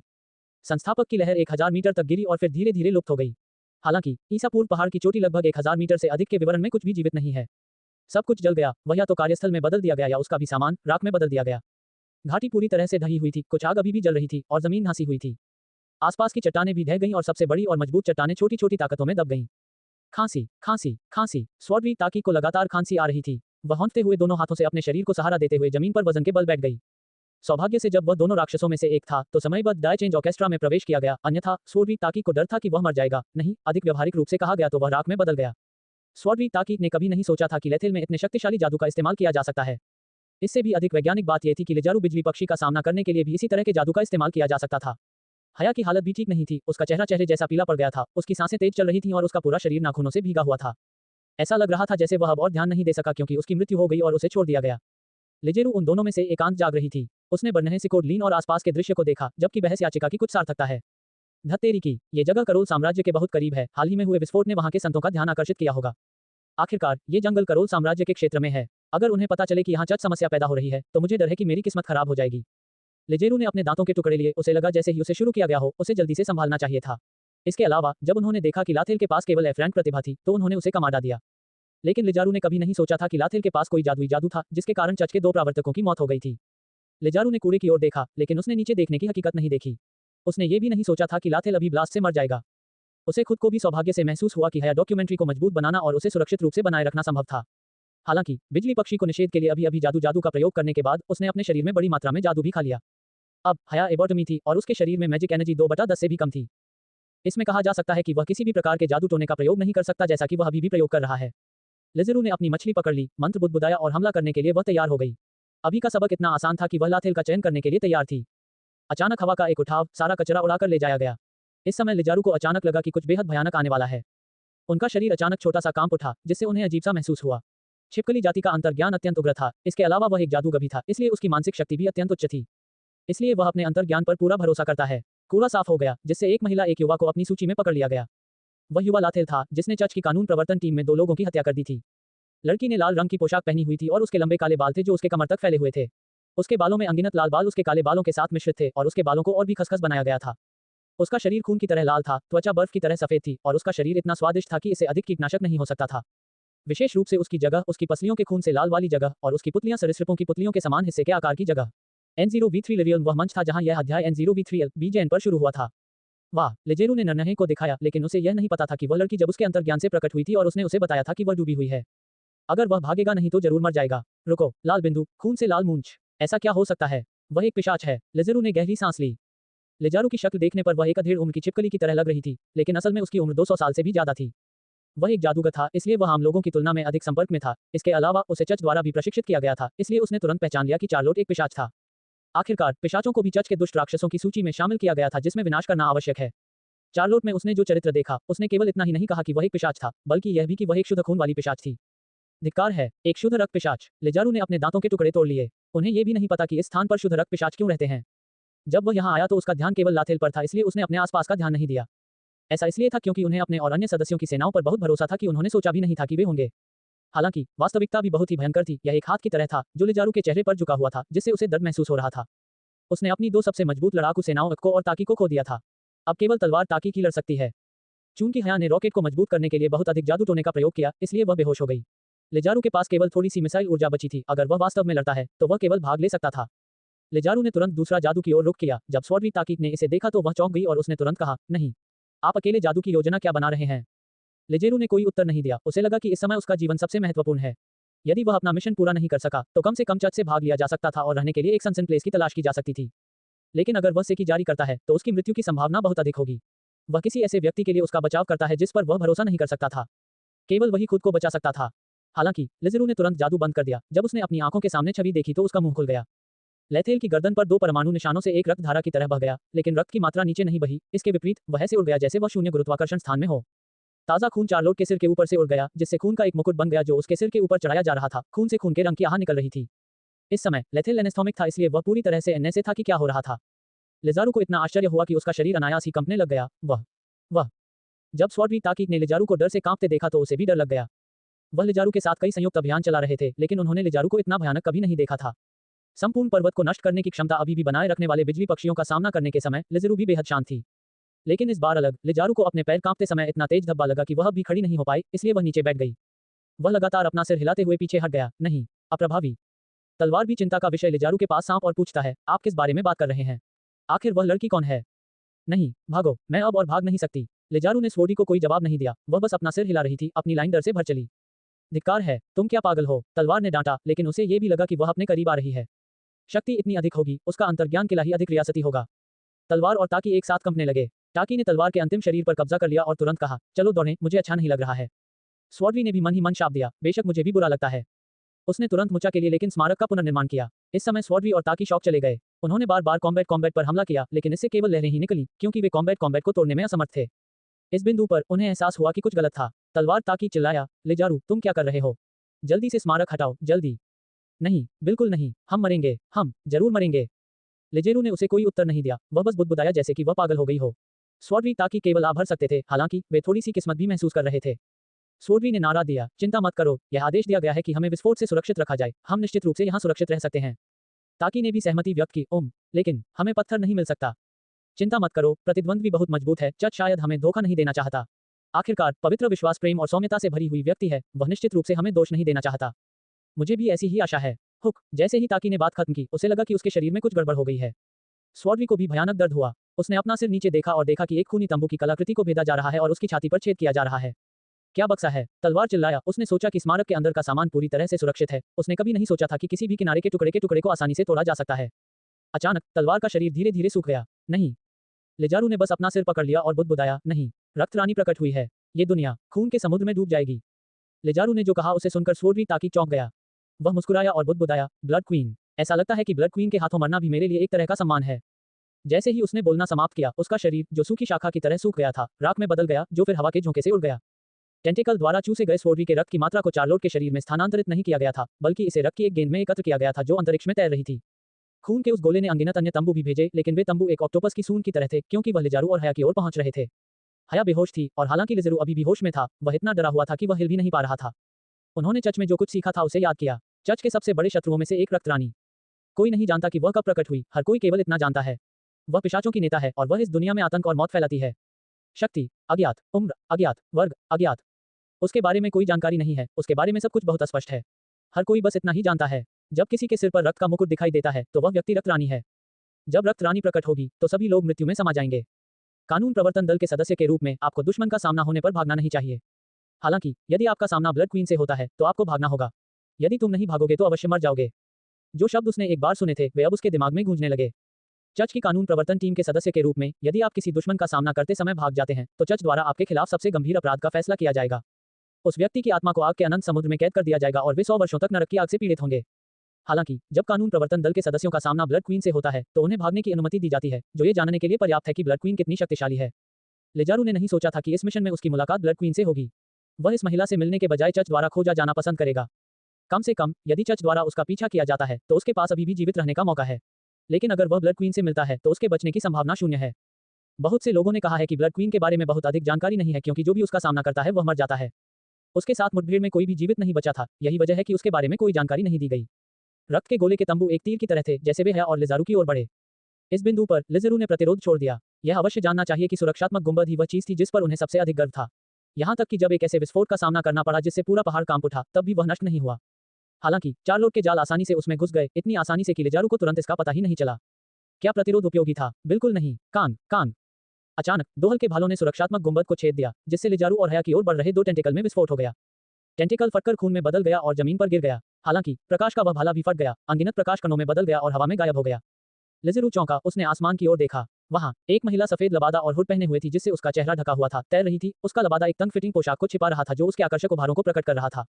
कैप्टन लाफीन। जब लिजारू ने महिला को देखा तो वह तुरंत खुश हो गया। मुझे बचाओ, मुझे बचाओ। लाफेन ने मदद के लिए लाजिरू की पुकार का जवाब नहीं दिया, वह बस चार्लोट को देखती रही। चार्लोट ने भी भौहें चढ़ा लीं और लेथिल को एक हाथ से कसकर पकड़ते हुए लाफेन की ओर देखा। रक्तरानी। जब लाफियन ने चार्लोट को देखा तो वह भी चौंक गई और बुदबुदाया, ब्लड क्वीन यहाँ क्यों है? क्या ऐसा हो सकता है? वह पत्थर उसने ले लिया हो? चार्लोट ने अपना दूसरा हाथ लहराया और जो खून सुरक्षात्मक गुंबद के अंदर गिरा था, वह तुरंत अनगिनत टेंटिकल को फैलाकर सीधे लाफेन की ओर चला गया। लाफियन बिल्कुल भी नहीं डरी, वह चिल्लाए, भले ही आप रक्तरानी हो, मैं डरती नहीं हूँ। अंधेरे को प्रकाश से दूर भगाया जाएगा और न्याय बुराई पर विजय प्राप्त करेगा। भगवान का निर्णय। जैसे ही लाफिन चिल्लाई, उसके हाथ में रोशनी का एक भाला दिखाई दिया। भाला 2 मीटर से अधिक लंबा था और इससे चकाचौंध करने वाली रोशनी निकलती थी। पीकेएस। भाला छोड़ा गया और हवा के झोंके का शब्द हुआ। जो तंबू लाफियन की ओर पहुंच रहे थे वे उस भाले से नष्ट हो गए और वे जमीन में गिर गए। वह भाला रुका नहीं, रक्त के गोले की ओर हवा की भांति आगे बढ़ता रहा। जैसे ही हल्का भाला रक्त के गोले को छेदने वाला था, अनगिनत अन्य तंबू उसमें से निकलकर भाले के चारों ओर लिपट गए। PSS, PSS, PSS. जैसे ही तंबू ने भाले को छुआ, वे तेजी से वाष्पित हो गए जैसे कि पानी ने लावा का सामना किया हो। तंबू भाले को रोक नहीं सके, उसे रोकना तो दूर की बात है। बम। जब भाला और रक्त का गोला टकराया तो वह फट गया और प्रकाश कणों से मिश्रित रक्त की बारिश में बदल गया, जो अनगिनत रक्त रंग के सितारों की तरह चमक रहा था। हालांकि ये दृश्य बेहद खूबसूरत था, लेकिन किसी की भी ज्यादा देर तक इसे देखने की हिम्मत नहीं हुई। लाफियन तुरंत चार्लोट की ओर उड़ गया, जबकि उसके हाथ में प्रकाश का एक भाला था और उसे उसकी छाती की ओर घोंप दिया। चार्लोट बिल्कुल भी नहीं डरी, उसने अपना हाथ ऊपर उठा दिया। उसके मुकुट के भीतर से अनगिनत रक्त तंबू प्रकट हुए और लाफियन की ओर दौड़े। ये टेंटिकल्स पहले के ब्लड टेंटिकल्स से अलग थे, इस बार ब्लड टेंटिकल्स में अजीब अक्षर थे जो उनके भीतर एक अजीब रोशनी उत्सर्जित कर रहे थे। लाफियन को अचानक कुछ अजीब सा महसूस हुआ, वह तुरंत रुक गई, फिर तेजी से वापस उड़ गई। ऐसा लग रहा था कि उन तंबुओं ने लाफियन का पता लगा लिया है और चाहे वह कहीं भी उड़े, वे फिर भी उसकी ओर दौड़ पड़े। अपने हाथ में प्रकाश का भाला उन जालों की ओर फेंकते हुए लाफियन ने भौहें चढ़ा दी। बम। एक विस्फोट हुआ और प्रकाश का भाला तुरंत उन रक्त जालों द्वारा कुचल दिया गया। लाफियन चौंक गई, वह तुरंत ऊपर उड़ गई, अपने दांत पीस लिए और चुपचाप विलाप किया, अरे, वे टेंटिकल्स ब्लड क्वीन के खून से मिश्रित हैं, वे आम लोगों के खून से बने टेंटिकल्स से बिल्कुल अलग हैं। अगर स्वोर्डवी और ताकी ने लाफियन की बातें सुनी तो वे निश्चित रूप से अगले साल तक रोएंगे। अचानक लाफियन ने देखा कि चार्लोट के बाल धीरे धीरे चांदी में बदल रहे थे। ऐसा लगता है जैसे वह अभी जागी है, उसके शरीर के अंदर कोई जादुई ऊर्जा नहीं है। यह मेरा मौका है, इस दुनिया को शुद्ध करने का मौका। लाफियन तुरंत उत्तेजित हो गई, उसने ऊंची उड़ान भरी, फिर अपनी बाहें ऊपर उठा लीं। उसके दोनों हाथों के बीच प्रकाश की एक चमकदार गेंद दिखाई दी। इसका व्यास 50 सेमी से अधिक था, लेकिन इससे बेहद भयानक ऊर्जा उत्सर्जित हो रही थी। दुष्ट राक्षस, भगवान की शक्ति प्राप्त करें, भगवान का निर्णायक सत्य का सूर्य। लाफियन चिल्लाई, फिर उसके हाथ में मौजूद प्रकाश की गेंद को बाहर फेंक दिया। चार्लोट लगातार हॉन्फ रही थी। ऐसा लग रहा था कि लाफियन ने सही अनुमान लगाया था, उसके शरीर के अंदर की ऊर्जा धीरे धीरे खत्म हो रही थी। उसने लाथेल पर नजर डाली जो उसके मुलायम पहाड़ों पर अपना सिर टिकाए हुए था। मैं उसका और अधिक खून चूस सकती हूँ, फिर मैं जीत जाऊंगी। लेकिन मैं उसे और अधिक चोट नहीं पहुंचाना चाहता। अगर मैं उसका खून चूसता रहा तो वह मर जाएगा। चार्लोट ने अचानक अपने दांत पीस लिए, फिर उसने दृढ़ता से अपना सिर हिलाया। हालांकि उसके बाल धीरे धीरे सफेद हो रहे थे और भले ही उसके चेहरे पर झुर्रियां दिखाई देने लगी थी, फिर भी उसने लेथेल का खून नहीं चूसने का फैसला किया। चार्लोट ने अपना हाथ लहराया, उसके सिर का मुकुट भी उड़ गया और रक्त के रंग की रोशनी की एक धारा में बदल गया जो सीधे प्रकाश की गेंद की ओर बढ़ी। रक्त मुकुट से निकलने वाली रोशनी इतनी चकाचौंध कर देने वाली थी कि इसने लाफियन की कक्षा से आने वाली रोशनी को अभिभूत कर दिया। वह प्रकाश चारों ओर फैल गया और आसपास का सारा स्थान रक्त लाल हो गया। टेंटिकल्स रक्त मुकुट के चारों ओर लिपटे हुए थे और एक विशाल ड्रिल में बदल गए जो भयानक गति से दौड़ रहा था, जैसे कि यह अंतरिक्ष को छेदने वाला था। लाफियन ने यह देखा और तुरंत चिंतित हो गया। उसने अपने हाथ जोड़े और बुदबुदाया, भगवान कृपया मुझे शैतान को नष्ट करने की शक्ति दें। मुझे गंदगी धोने की शक्ति दो, मुझे बुराई पर विजय पाने की शक्ति दो। शैतान मरो अभी। प्रकाश का गोला और भी अधिक चमकदार रोशनी बिखेरता हुआ प्रतीत हो रहा था। पहले उस गोले की रोशनी रक्त मुकुट की रोशनी से अभिभूत हो रही थी, लेकिन अब दोनों रोशनी अधिक संतुलित हो गई थी। बम। जैसे ही दोनों ऊर्जाएं टकराईं, अंतरिक्ष एक झील की सतह की तरह हिल गया और अनगिनत संकेंद्रित गोलाकार तरंगें लगातार फैल गईं। चार्लोट ने अपने शरीर के अंदर सारा खून का इस्तेमाल किया जो उसने इस्तेमाल किया था और ऐसी बाधाएं बनाई और उसे अंदर से लेथेल में डाला। चार्लोट ने अभी भी काम किया था, उसने लेथेल को जमीन पर लिटा दिया, फिर उसके ऊपर लेट गया और बड़बड़ाते हुए बोली, माफ करना लेथेल, मैं सिर्फ ये कर सकती हूँ। चार्लोट द्वारा निर्मित हजारों रक्त टुकड़ों के पीछे दुनिया सफेद और लाल होती दिख रही थी। बाद में अल्पविराम। ये कहाँ है? लाथेल ने बुदबुदाते हुए अपने अजनबियों को एक काली जगह पर देखा। अचानक उसे पता चला कि यह उसका शरीर जादुई जगह पर है। लेथेल ने हिलने की कोशिश की लेकिन वह हिल नहीं सका। ऐसा लग रहा था जैसे उसके शरीर में अनगिनत जंजीरों से बंधा हुआ था और एक बड़ी चट्टान से कुचल दिया गया था। N0V3 लेवियन वह मंच था जहां यह अध्याय N0V3 BJN में शुरू हुआ था। अल्पविराम। तब थका हुआ लाथेल को ऐसा लगा जैसे वह जीवन और मृत्यु के निशान पर है। हालांकि ऐसा लग रहा था कि उनका पूरा शरीर मृत अवस्था में गिर गया था। केवल एक हाथ ही कंधे से चिपका था, परंतु उसका हाथ भी बहुत थक गया था। आकाश में अचानक खून से बना एक भव्य कैमगार्ड प्रकट हुआ। उस चमगादड़ से खून के रंग की झलक, जिससे पूरी जगह खून से रंगा हुआ नजर आने लगा। हा हा हा, भाग्य भी मेरी मदद कर रहा है। मुझे उम्मीद नहीं थी कि इस जगह पर कोई ऐसा व्यक्ति होगा जो किसी प्राचीन देवता की ऊर्जा के करीब होगा।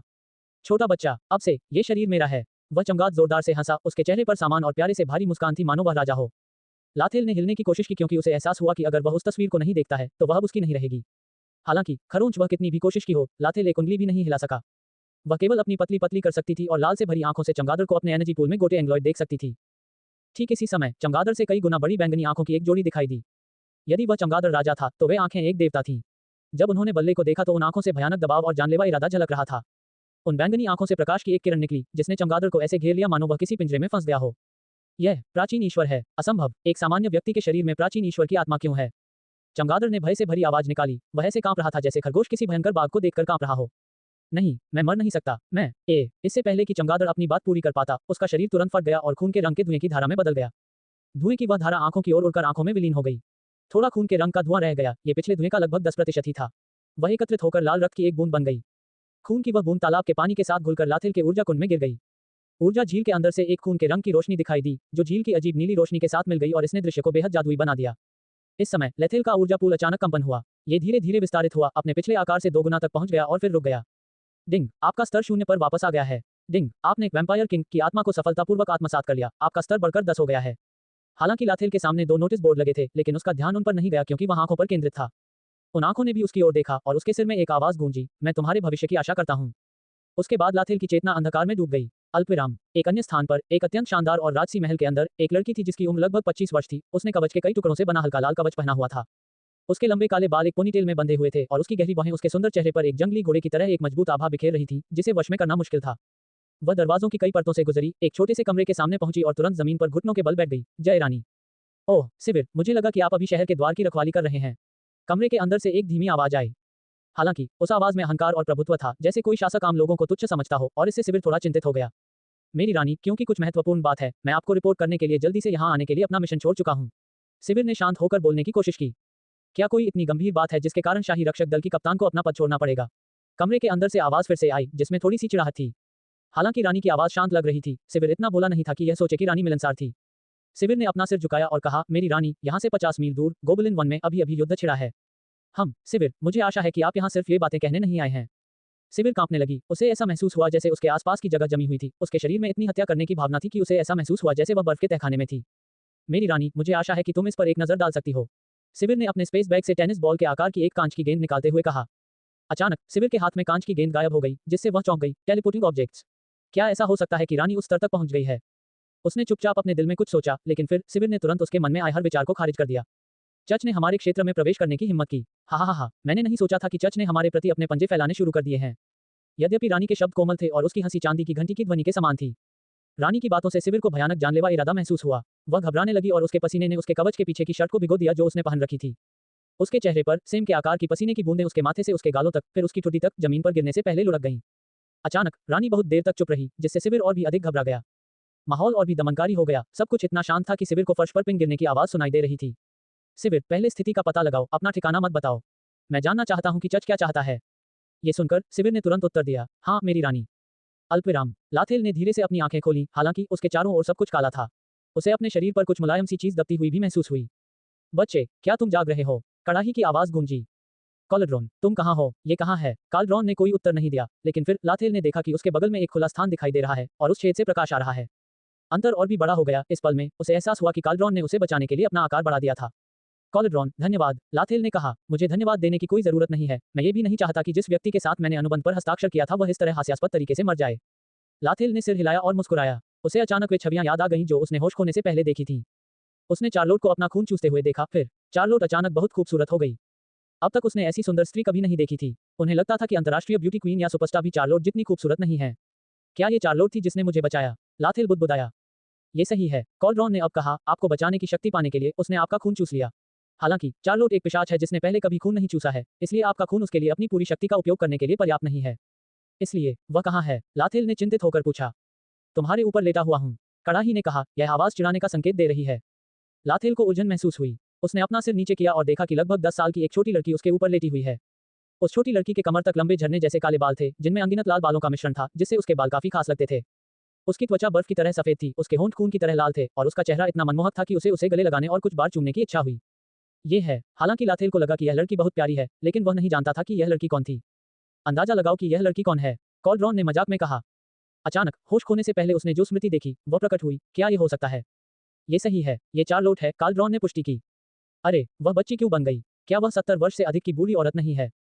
आपके खून के लिए धन्यवाद। उसके पास अपने बचपन के रूप को बनाए रखने के लिए अधिक ऊर्जा है और उसे अब एक बूढ़ी औरत के रूप में लौटने की आवश्यकता नहीं है। अरे, सच में, किसी का खून चूसने से ही उसे इतनी बड़ी ताकत मिल सकती है। लाथेल को बेहद आश्चर्य हुआ। ऐसा लगता है, पिशाच जाति वास्तव में बहुत मजबूत है, बस थोड़ा सा खून पीना उन्हें अजेय बनाने के लिए पर्याप्त है। शायद इसीलिए अन्य जातियां उन्हें नष्ट करना चाहती हैं। वैसे भी, अत्यधिक ताकतवर जाति का दिखना प्रकृति के संतुलन को बिगाड़ देगा। नहीं, कॉल्ड्रॉन को एहसास हुआ कि लैथेल क्या सोच रहा था। उसने समझाया, वास्तव में आपका खून थोड़ा अजीब है।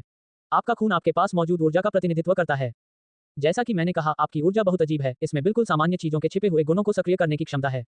शायद आपका खून भी वही है। आपके थोड़े से खून की बदौलत चार्लोट अपनी लगभग 10% ताकत वापस पाने में सफल रही।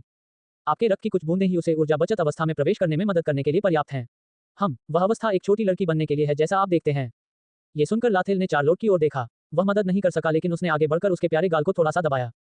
चार्लोट ने भौहें चढ़ा लीं। लैथेल ने जब ये देखा तो वह चौंक गया और उसने अपना गाल छोड़ दिया। ऐसा लग रहा था जैसे कोई 10 साल के बच्चे के साथ कुछ घिनौना काम कर रहा हो।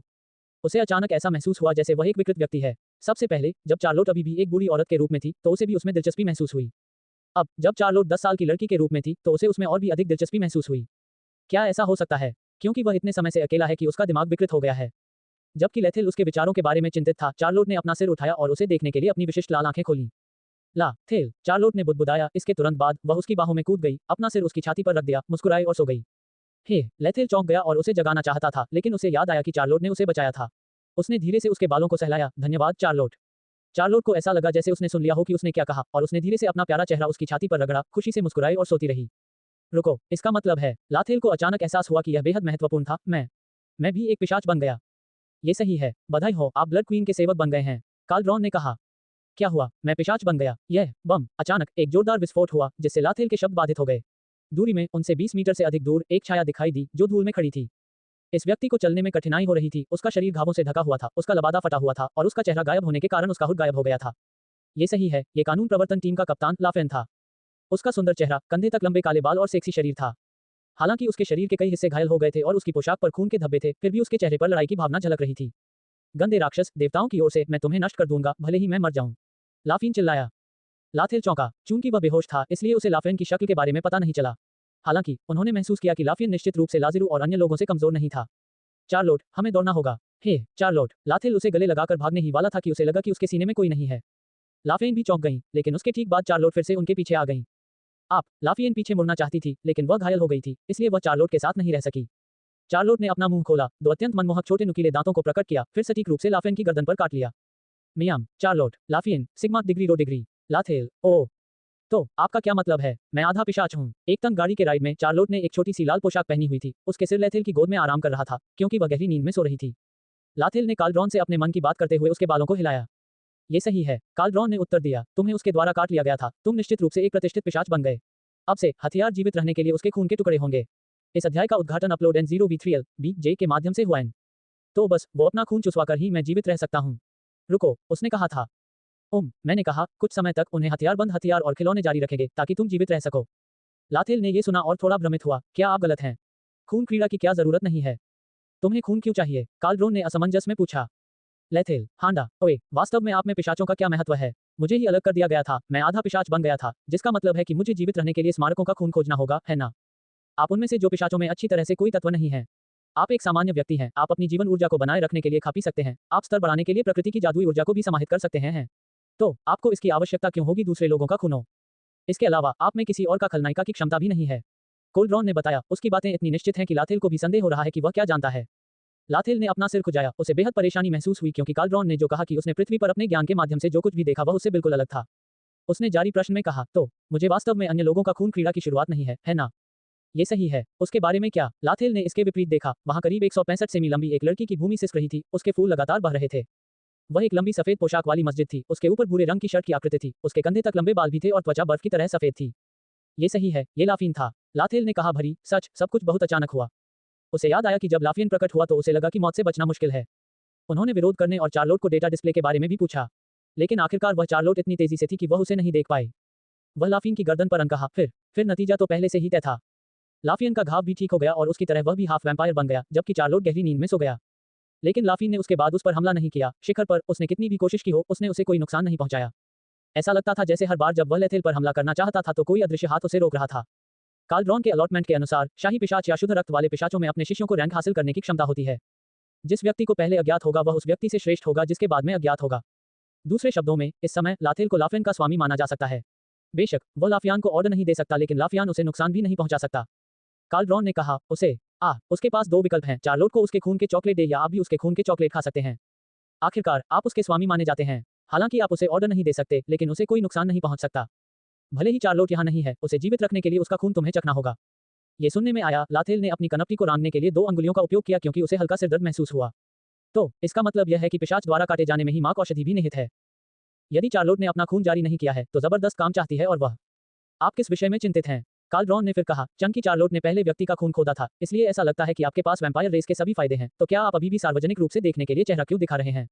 क्या आप लोगों को पता नहीं है कि वह आपके पास आदरणीय है? आपका क्या मतलब है? लाथेल ने असमंजस में फिर पूछा, इसके अलावा कौन सा सम्मान? आप मुझे क्या सिखा रहे हैं? काल्ड्रॉन ने कहा, क्या आपको लगता है कि मेरे पास आपके लिए पर्याप्त खाली समय है?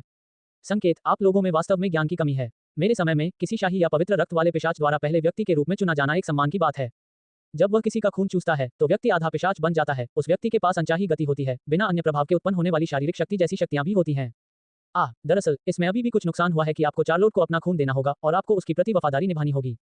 इसका मतलब है, लाथेल ने हकलाते हुए कहा, मेरी और उसकी किस्मत एक साथ जुड़ गई है।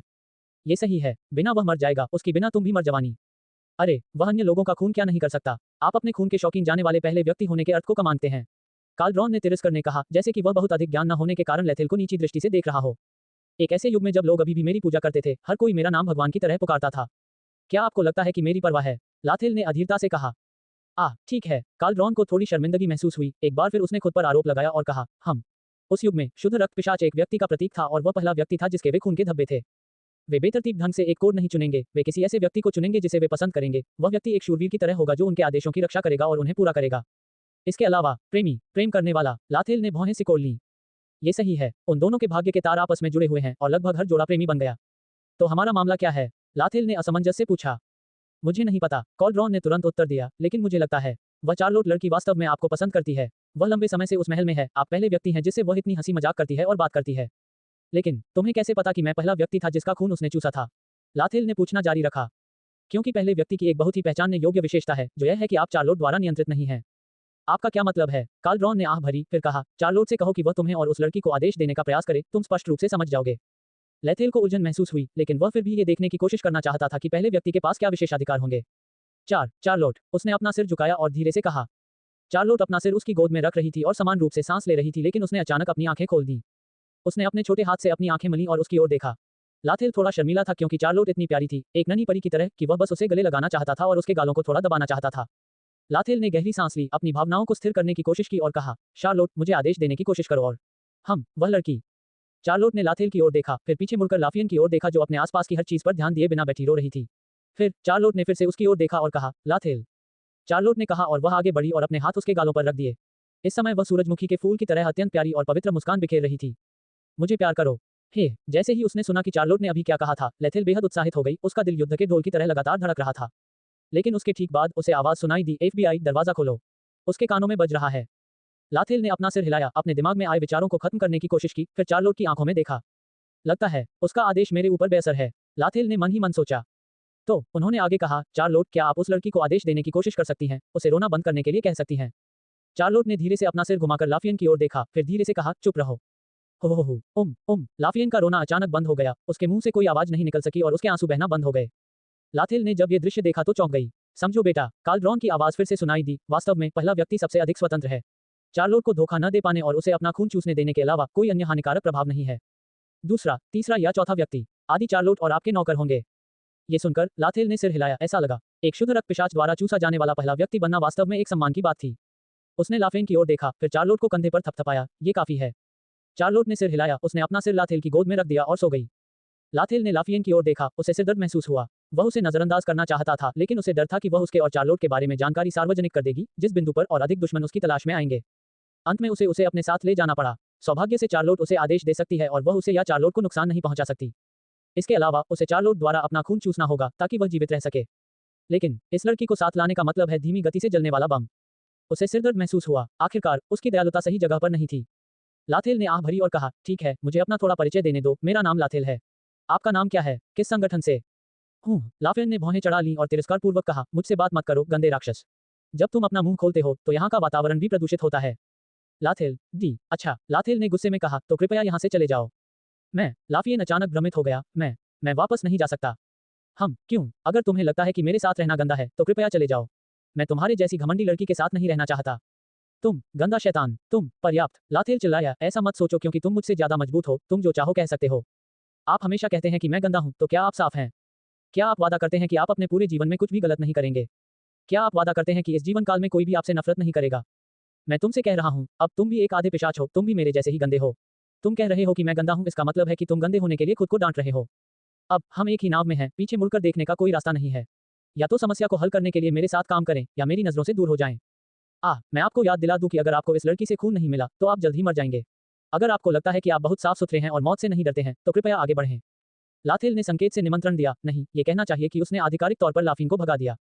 वह वाकयुद्ध के लिए भी तैयार था। आखिरकार वह उसे कोई नुकसान नहीं पहुंचा सकती थी, इसीलिए वह उससे नहीं डरता था। लाफिन ने अपने होठों को कसकर भींच लिया। जैसे ही उसे अपनी स्थिति का एहसास हुआ, उसके शरीर से आंसू धारा की तरह बहने लगे।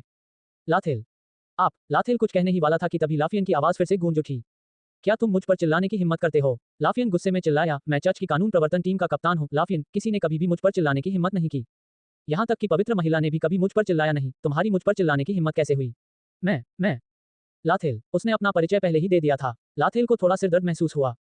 सतह पर ऐसा लग रहा था कि लाफियन एक ठंडी लड़ाई की मशीन थी, लेकिन वास्तव में वह थोड़ी बेवकूफ थी। नहीं, वह बहुत मूर्ख थी। गंदा आदमी, गंदे राक्षस, देवताओं के नाम पर मैं तुम्हारा न्याय करूंगा।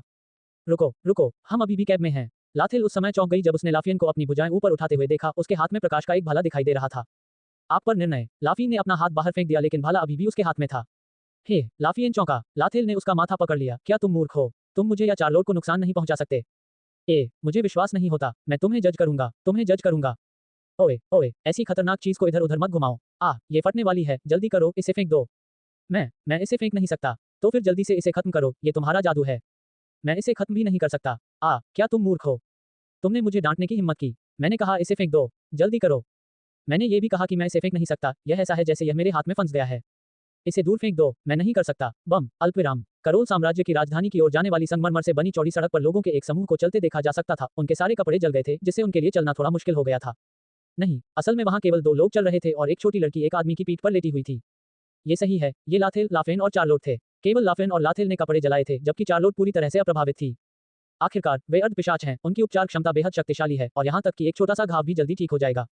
चार्लोट एक शुद्ध रक्त पिशाच थी और उनकी स्वामी भी थी, इसलिए लाफेन के हमलों का उस पर कोई प्रभाव नहीं पड़ा। कड़ाही एक अंगूठे के आकार तक सिकुड़ गई थी और अब लाथेल की पैंट के पीछे फंस गई थी। जब लाथेल ने देखा कि शहर की दीवार उसके सामने 10 मीटर से अधिक थी, तो उसने राहत की सांस ली। आखिरकार मैं आ गया। किसी को धन्यवाद, मुझे लगभग 1 दिन तक भिखारी की तरह चलना पड़ा। आप इसे दोबारा कहने का प्रयास करें। लाफियन गुस्से में थी, उसकी छाती फूल रही थी और इस वजह से उसकी जली हुई पोशाक में कुछ अद्भुत सफेद त्वचा दिखाई दे रही थी। लाथेल गुस्से में चिल्लाया, क्या तुम्हें लगता है कि मैं कुछ भी कहने की हिम्मत नहीं कर सकता? तुम्हारी मूर्खता के कारण हमें यहाँ पहुंचने के लिए पूरा दिन चलना पड़ा। यदि आप गाड़ी में सवारी नहीं करना चाहते हैं तो आप चल सकते हैं। आपने उस गाड़ी को नष्ट कर दिया है। मुझे गाड़ी के मालिक से माफी मांगनी चाहिए और उसे मुआवजा देना चाहिए।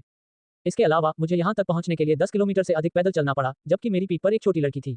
क्या आपको लगता है कि मैं पैदल चलना चाहता हूँ? ध्यान से सुनो, तुम बेवकूफ, बदसूरत औरत, तुम्हारे दिमाग पर कोई झुर्रियां नहीं है। लाफियन ने अपने दांत भींच लिए। उसे नहीं पता था कि बिना झुर्रियों वाला मस्तिष्क का क्या मतलब है। वह केवल पिछले शब्दों को समझती थी, लेकिन उसे यकीन था कि वह बयान भी उसे कोस रहा था। मैं तुम्हें जज करूंगा, लाफियन चिल्लाया। मुझे आंकने की कोशिश करो। लाफियन इतना क्रोधित थी कि उसका चेहरा लाल हो गया, लेकिन वह जानती थी कि वह चार्लोट या लाथेल को नुकसान नहीं पहुंचा सकती। अंत में उसने उस गुस्से को अंदर ही निगल लिया और ठंडे स्वर में कहा, जब मैं चर्च लौटूंगी तो मैं तुम्हें गिलोटिन पर ले जाऊंगी और तुम्हारा सिर काट दूंगी। अच्छा, अब तुरंत चर्च वापस जाओ, मैं यहीं बैठूंगा और तुम्हारा इंतजार करूंगा। लाफिन ने दांत पीस लिए। दरअसल वह शर्म के कारण चर्च भी नहीं लौट सकी। वह पत्थर को पुनः प्राप्त करने में लिजारू के समूह की सहायता करने के लिए आई थी। अंत में वह पत्थर को पुनः प्राप्त करने में असमर्थ रही। इसके विपरीत वह आधी पिशाच बन गई।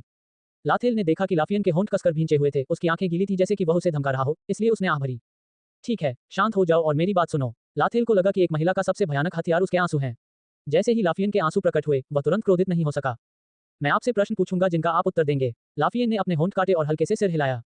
आपका क्या नाम है? हालांकि लेथेल को पहले से ही लाफियन का नाम पता था, फिर भी उसने उससे पूछने का फैसला किया। लाफिन, आप किस संगठन से हैं? गिरजाघर। लाथेल ने अपनी कनपटी को रगड़ने के लिए 2 उंगलियों का इस्तेमाल किया, जैसे ही उसे थोड़ा सिरदर्द महसूस हुआ। दूसरी बहन, क्या ये ठीक है अगर मैं तुम्हें दूसरी बहन कहूं? मैं आपसे बात करने के लिए सहमत हो गया हूं, क्या आप कम से कम ठीक से बात कर सकते हैं? लाफियन ने अपने होंठ काटे, उसने एक सांस ली और कहा, मैं लाफियन हूं, चर्च की कानून प्रवर्तन टीम की कप्तान। ये ठीक है। लाथेल ने सिर हिलाया, चलो वहां चलें और बात करें। ये सुनकर लाफियन ने चारों ओर देखा, सचमुच आसपास बहुत सारे लोग थे। आखिरकार, ये करोल साम्राज्य की राजधानी की ओर जाने वाली मुख्य सड़क थी। लाफियन ने सिर हिलाया, फिर वह और लाथेल सड़क के किनारे एक पेड़ की छाया में चले गए, जहां उन्होंने आराम किया और बातें करना जारी रखा। तो आपका उद्देश्य क्या है? लाफियन ने एक पल के लिए सोचा, उसने लाथेल को घूर कर देखा, बोलना चाहती थी लेकिन फिर चुप रही। लाथेल ने आह भरते हुए कहा, लाफिन, जैसा कि मैंने कहा, हम एक ही नाव पर हैं। अगर हम सहयोग नहीं करते हैं तो मैं तुम्हें यहाँ नहीं रखना चाहता। थोड़ा सा भरोसा एक दूसरे पर क्या तुम्हें भी नहीं है? लाफियन ने अपना सिर झुकाया और कहा, मैं अपने अधीनस्थों की मदद करने के लिए आया हूँ, ये सुनिश्चित करने के लिए कि वे उस पत्थर को चर्च में वापस ला सकें। पत्थर, आपका मतलब 5 रंगों वाला मौलिक पत्थर है ना? क्या आप पत्थर को जानते हैं? लाफियन ने आश्चर्य से कहा, जैसे ही उसने लाथेल को देखा, उसकी आंखें अचानक तेज हो गईं। लाथेल ने अपना सिर हिलाया, अगर मैं कहूं कि मुझे नहीं पता कि वह पत्थर क्या था, मैंने केवल उन लोगों को इसका उल्लेख करते सुना है, तो क्या आप मुझ पर विश्वास करेंगे? लाफियन ने लाथेल को घूर कर देखा, उसकी आंखें जांच से भर गईं, लेकिन उसे लगा कि लाथेल शायद वास्तव में उस पत्थर को अपने साथ नहीं ले गया था। हालांकि वह अभी भी थोड़ी सशंकित थी। क्या आप उस पत्थर का आकार या उपयोग जानते हैं? लाथेल का सवाल सुनकर लाफियन ने दांत पीस लिए और सिर हिला दिया। क्या किसी को पता चलेगा कि वह पत्थर कैसा दिखता है? मुझे नहीं पता कि उस पत्थर का उपयोग या आकार क्या है, केवल कुछ ही लोग जानते हैं। कोई भी उस पत्थर का उपयोग या आकार नहीं जानता, आपको ऐसा क्यों लगता है कि मैं ही वह व्यक्ति था जिसने इसे लिया था? लाफियन ने भौहें सिकोड़ ली, उसने एक पल के लिए सोचा और फिर कहा, फिर मैं तुम पर खोजी जादू का प्रयोग करूंगी। क्या तुम में मुझे अपने ऊपर जादू का प्रयोग करने देने की हिम्मत है? लाथेल ने तुरंत सिर हिलाया, बेशक। लाफिन ने अपने हाथ एक साथ जोड़ लिए और कुछ प्रकार की भाषा बुदबुदाने लगी। तभी उसके हाथों के बीच हीरे के आकार का एक जादुई चिन्ह दिखाई दिया। अपना हाथ बढ़ाओ। लाथेल ने आज्ञा का पालन किया और अपना दाहिना हाथ लाफियन की ओर बढ़ाया। लाफिन ने जादुई मुहर के साथ धीरे से अपना हाथ लाथेल के हाथ पर रखा। उनके हाथ छू गए और अचानक लाफियन की दिल की धड़कन तेज हो गई, जिससे वह चौंक गई। क्या मुझे थोड़ा शर्म क्यों आती है? लाफियन को समझ नहीं आया कि उसके साथ क्या हो रहा है। लेकिन जब उसका हाथ लाथेल के हाथ को छू गया, तो ऐसा लगा जैसे बिजली के कट ने उसके मस्तिष्क और हृदय को उत्तेजित कर दिया, जिससे वह चौंक गई। लाफियन का चेहरा थोड़ा लाल था, लेकिन वह जल्दी ही शांत हो गई और अपना जादू दिखाने पर ध्यान केंद्रित किया। लाथेल भी इस समय बेहद घबराए हुए थे। भले ही उसके पास शीत कौशल भी था, वह नहीं जानता था कि उसका कौशल उसकी असली शक्ति को छिपा सकता है या नहीं। यदि लाफियन का जादू उसके कौशल से उच्च स्तर का था, तो उसे डर था। एक क्षण बाद लाफियन ने भौहें सिकोड़ ली, अपने होंठ भींच लिए और जादू रद्द कर दिया। क्या गलत? लाफियन ने अपना सिर हिलाया, तुम कुछ खास नहीं हो, तुमने सचमुच पत्थर नहीं रखा। लाथेल ने अपने दिल में राहत की सांस ली, मैंने तुमसे कहा था, मेरे जैसा एक साधारण व्यक्ति चर्च के लिए कुछ महत्वपूर्ण कैसे प्राप्त कर सकता है। लाफिन को भी लगा कि यह बेहद उचित है, जबकि उसने अपने दिल में सोचा, संत ने कहा था कि उस व्यक्ति के अलावा कोई भी उस पत्थर को अवशोषित नहीं कर सकता है। भले ही लेथेल ने उस पत्थर को अवशोषित कर लिया, उसके पास केवल एक ही प्रतिभा है, पृथ्वी तत्व F। यदि वह एक सामान्य 5 रंग के मौलिक पत्थर को अवशोषित कर लेता, तो वह इतना कमजोर नहीं होता। मेरे जादू का श्रेय उसके पास मौजूद अंतरिक्ष की पूरी जेब को भी दिया जा सकता है। हो सकता है लाथेल सही कह रहा हो, उसके पास वह पत्थर नहीं है। लाफिन ने आंख भरते हुए कहा, मुझे अभी तुम पर भरोसा है। अच्छा, लाथेल खुशी से मुस्कुराए, अगला सवाल, आप चर्च क्यों नहीं लौटते, आप मेरा पीछा क्यों करते हैं? इस तथ्य को छोड़ भी दें कि जीवित रहने के लिए आपको 4 लोड की जरूरत है, तो क्या चर्च के पास आपको बचाने का कोई रास्ता नहीं है? लाफियन ने थोड़ा सिर हिलाया, वास्तव में मैं बहुत शर्मिंदा हूं, मैं चर्च में लौटने की हिम्मत नहीं करता। लाथेल, क्या आपका सम्मान आपके जीवन से अधिक महत्वपूर्ण है? उसने मन ही मन सोचा, लेकिन वह इसे जोर से नहीं कहना चाहता था। इसके अलावा चर्च के पास मुझे मारने के अलावा मुझे बचाने का कोई रास्ता नहीं है। क्या वे ऐसा करेंगे? लाफियन ने दांत पीसकर सिर हिलाया। हाँ, ऐसा लगता है चर्च भी कोई अच्छा संगठन नहीं है, ये सिर्फ एक चरमपंथी विचारधारा वाला संगठन है। मैं तुम्हें चर्च के बारे में बुरा बोलने की अनुमति नहीं दूंगा। लाफियन अचानक चिल्लाया। उसकी आवाज इतनी तेज थी कि सड़क पर चल रहे लोगों का ध्यान उसकी ओर चला गया। लाफियन शर्मा गई, अपना सिर झुका लिया और बुदबुदाया, चर्च बस सारी गंदगी साफ करना चाहता है। यही कारण है कि वे तुम्हें मार डालेंगे, भले ही तुम वफादार रहे हो और जीवन भर उनकी सेवा करते रहे हो। लेथेल हंसे, उनकी आवाज में थोड़ी अवमानना थी। मुझे भी यह अजीब लगता है, आपका चर्च संभवतः लंबे समय से अस्तित्व में है ना? हाँ, चर्च लंबे समय से अस्तित्व में है, कम से कम 10,000 वर्षों से अधिक। लाफियन ने गर्व से कहा। लाथेल ने सिर हिलाया और कहा, एक संगठन जो 10,000 से अधिक वर्षों से अस्तित्व में है, लेकिन आपकी समस्या को हल करने का कोई तरीका नहीं है। क्या आपको लगता है कि चर्च में लौटने का कोई मतलब है? यदि चर्च उतना अच्छा है जितना आप कहते हैं, तो आप चर्च में क्यों नहीं लौटते? उन्हें आपकी रक्षा करने दें, उन्हें आपकी मदद करने के तरीके ढूंढने दें। लाफिन, अपने प्रति ईमानदार रहो। वर्तमान में तुम भी चर्च से डरते हो, है ना? लाफियन ने दांत भींच लिए, वह उसका खंडन करना चाहती थी, लेकिन लाथेल इतनी सटीक थी कि वह और कुछ नहीं कह सकी। लाथेल ने उसकी अभिव्यक्ति पर नजर डाली और मुस्कुराया, लाफिन, हम एक ही नाव में हैं। हम नहीं कर रहे हैं। लाफियन अचानक चिल्लाया, मैं तुम्हारे जैसा नहीं हूँ, मैं राक्षस नहीं हूँ, मैं गंदा नहीं हूँ। ये सब उसकी वजह से है। लाफियन ने चार्लोट की ओर इशारा करते हुए कहा, क्योंकि उसने मेरा खून चूसा, मैं राक्षस बन गया। मैं ऐसा नहीं बनना चाहता। मैं चर्च में वापस जाना चाहता हूँ। मैं अपनी सेंटेस के पास लौटना चाहता हूँ। वह बोलती रही और रोती रही, उसकी आंखों से आंसू बह रहे थे। आखिरकार, लाफियन चर्च की कानून प्रवर्तन टीम का कप्तान भी है जो गंदे लोगों या विधर्मियों को शुद्ध करने में माहिर है। यह उसका गौरव है, वर्षों से उसका विश्वास और भी अधिक। हालांकि इस समय वह एक गंदी व्यक्ति बन गई, वह व्यक्ति जिससे वह सबसे अधिक नफरत करती थी, जिसने इसे उसके लिए अस्वीकार्य बना दिया। लाथेल ने अपना सिर हिलाया और कहा, अगर वे आप जैसे लोगों की मदद करना चाहते हैं तो उनके पास इस तरह की समस्याओं को हल करने का एक तरीका होगा। हालांकि 10,000 साल बीत चुके हैं और उनके पास अभी भी कोई समाधान नहीं है, जो साबित करता है कि उन्हें कोई परवाह नहीं है। मैं भी आपके जैसा ही हूँ, हालांकि उपचार क्षमता और शारीरिक शक्ति बहुत आकर्षक है, मैं हमेशा के लिए चार्लोट पर निर्भर नहीं रहना चाहता। मैं भी इस स्थिति से बचने का रास्ता खोजना चाहता हूँ। तो हम सहयोग क्यों नहीं करते? सहयोग करें, आपका क्या मतलब है? लाफीन ने भौहें सिकोड़कर पूछा। जैसा कि मैंने कहा, हम सभी की समस्या एक ही है। भले ही चर्च 10,000 वर्षों से अधिक समय से अस्तित्व में है, फिर भी इसका कोई समाधान नहीं है, इसलिए हमें इस समस्या को हल करने का रास्ता स्वयं खोजना होगा। लाथेल ने कंधे उचकाए और कहा, मुझ में फार्मासिस्ट जादूगर बनने की क्षमता है, आपके पास शक्ति है। आपको मेरी रक्षा करनी चाहिए और मैं आपकी वर्तमान स्थिति को हल करने का एक रास्ता ढूंढूंगा। बकवास, बकवास, लाफियन चिल्लाया, अपने आप को देखो, तुम एक साधारण इंसान हो। लाथेल, तुम भी इंसान हो। मैं चर्च की कानून प्रवर्तन टीम का कप्तान हूँ, आप जो सोचते हैं उससे मेरा पद ऊंचा है। क्या आपको नहीं लगता? बस तब तक प्रतीक्षा करें जब तक आपकी रक्त पिपासा न बढ़ जाए, फिर चर्च आपको नष्ट कर देगा। लाथेल ने आखिरकार अपना धैर्य खो दिया, उसने चार्लोट को उठाया, फिर मुड़ा और चला गया। कम से कम जब तुम मरोगे तो चर्च के किसी व्यक्ति द्वारा तुम्हें मार दिया जाएगा, हा हा हा। आप, लाफीन ने अपने दांत पीस लिए, उसने लाथेल को क्रोध और दर्द से देखा। ये देखकर कि लाथेल को उसकी कोई परवाह नहीं है, वह तुरंत चिल्लाई, ठीक है, मैं सहमत हूँ। लाथेल ने अचानक चलना बंद कर दिया और उसकी ओर देखने लगा। हालांकि उसकी आंखें बेहद शांत और उदासीन थीं। क्षमा करें, मैं अभी आपके साथ सहयोग करने के मूड में नहीं हूँ। चर्च के आपको बचाने के लिए आने की प्रतीक्षा करें, मैं अब आपके साथ सहयोग नहीं करना चाहता। तुमने मुझसे झूठ बोला। लाफियन गुस्से में थी, लेकिन वह लाथेल को मार नहीं सकती थी, उसे मार तो बिल्कुल भी नहीं सकती थी। ये पहली बार था जब उसे इतना गुस्सा और दयनीय महसूस हुआ था। वह अपने होंठ चबाते हुए रोने लगी। रुकना, लाफियन लाथेल के पीछे भागा और उसका हाथ पकड़ लिया। लाथेल ने तुरंत अपना हाथ झटक दिया। क्षमा करें, तुम्हें बिगाड़ने का मेरा कोई दायित्व नहीं है। चर्च में तुम एक राजकुमारी हो सकती हो, तुम एक भगवान हो सकती हो, लेकिन मेरे सामने तुम सिर्फ एक बेवकूफ लड़की हो। जब लाफिन ने लाथेल की तेज और तिरस्कारपूर्ण आंखें देखी तो वह तुरंत कांप उठी। उसने वह रूप बहुत देखा था जब वह दूसरों का मूल्यांकन करती थी, जिन्हें वह गंदा समझती थी। लेकिन उस वक्त लाफियन बिल्कुल भी नहीं डरी, उसने गंदे लोगों पर ध्यान भी नहीं दिया। ताकतवर राजा होते हैं, इसलिए हारने वाले ही मर सकते हैं। उसके पास हारे हुए लोगों और मरने वाले लोगों की भावनाओं की परवाह करने का भी समय नहीं था। लेकिन जब उसने लाथेल की आंखें देखी तो लाफियन को थोड़ा डर लगा। मैं हूँ, लाथेल ने तिरस्कारपूर्वक नाक में दम कर दिया, फिर जाने के लिए मुड़ गया। इस अध्याय का मूल स्वरूप N0V3L N पर पाया जा सकता है। मुझे माफ करें, हम, लाथेल रुके लेकिन पीछे नहीं मुड़े। उन्होंने तिरस्कारपूर्वक कहा, आप किस बारे में बात कर रहे हैं? मैंने कुछ नहीं सुना। मैंने कहा, मुझे क्षमा करें, मुझे क्षमा करें, यह मेरी गलती है, मुझे आप पर चिल्लाना नहीं चाहिए था। मुझे क्षमा करें, कृपया मुझे बचाएं। लाफियन ने अपना अहंकार त्याग दिया और माफी मांगने की पहल की। ये सही है, लाथेल ने सिर हिलाया, फिर पीछे मुड़कर लाफियन की ओर देखा और हाथ बढ़ाते हुए कहा, खुश सहयोग। लाफियन चिल्लाया, तुम इतने शैतान हो, मुझे कभी किसी को सॉरी कहने की जरूरत नहीं पड़ी। तुम पहले व्यक्ति हो जिसने मुझे इतना रुलाया। हालांकि लाफियन बेहद असंतुष्ट थी, फिर भी वह आगे बढ़ी और लाथेल का हाथ पकड़ लिया। उसने अपना सिर झुकाया और बोली, उसकी आवाज हवा की आवाज जितनी छोटी थी, खुश सहयोग। दोनों नगर द्वार की ओर चलते रहे। जब गेट पर मौजूद गार्ड ने उन्हें देखा तो वह चिल्लाया, क्या आप शरणार्थी हैं? दूसरी तरफ जाओ, वहां मुफ्त खाना है। खाने के बाद खदान पर काम करने जाना। लाथेल, लाफेन, अल्पविराम, लेथेल, ये ड्रेस, ये लिफियन हकलाते हुए उसके सामने खड़ा हो गया। उसके पीछे एक महिला उसकी पीठ पर धनुष बांधने में मदद कर रही थी। लाथेल ने अपना सिर घुमाया और लाफियन की ओर देखा, जिसने काले रंग की ट्रिम के साथ एक बेहद खूबसूरत सफेद पोशाक पहनी हुई थी। इस ड्रेस ने लाफेन को और भी खूबसूरत बना दिया और उनके अद्भुत कर्व्स को उजागर किया। उसकी पहाड़ियां और घाटियां इतनी अच्छी तरह से वितरित थीं कि इससे अन्य महिलाओं को ईर्ष्या होने लगती थी। हा, मैंने ये दर्जी की दुकान 40 साल से अधिक समय से खोली है। ये पहली बार है कि मैं एक खूबसूरत लड़की से मिला हूं जो इस पोशाक पर इतनी अच्छी लगती है। वह अधेड़ उम्र की महिला जो लाफिन को उसकी पोशाक ठीक करने में मदद कर रही थी, मुस्कुरा रही थी। ये स्पष्ट था कि वह ईमानदारी से बात कर रही थी और केवल विनम्रता से प्रशंसा नहीं कर रही थी। लाथेल को भी लगा कि महिला सही थी। लाफियन वर्तमान में किसी कुलीन परिवार की महिला लगती थी। वह सुंदर, मासूम, पवित्र और थोड़ी मूर्ख और घमंडी थी। आप बहुत खूबसूरत हैं। लाथेल ने उसकी प्रशंसा करने में संकोच नहीं किया, आखिरकार वह सचमुच सुंदर थी। ये सुनकर लाफिन का चेहरा थोड़ा लाल हो गया, मानो उसके दिल में कोई फूल खिल रहा हो।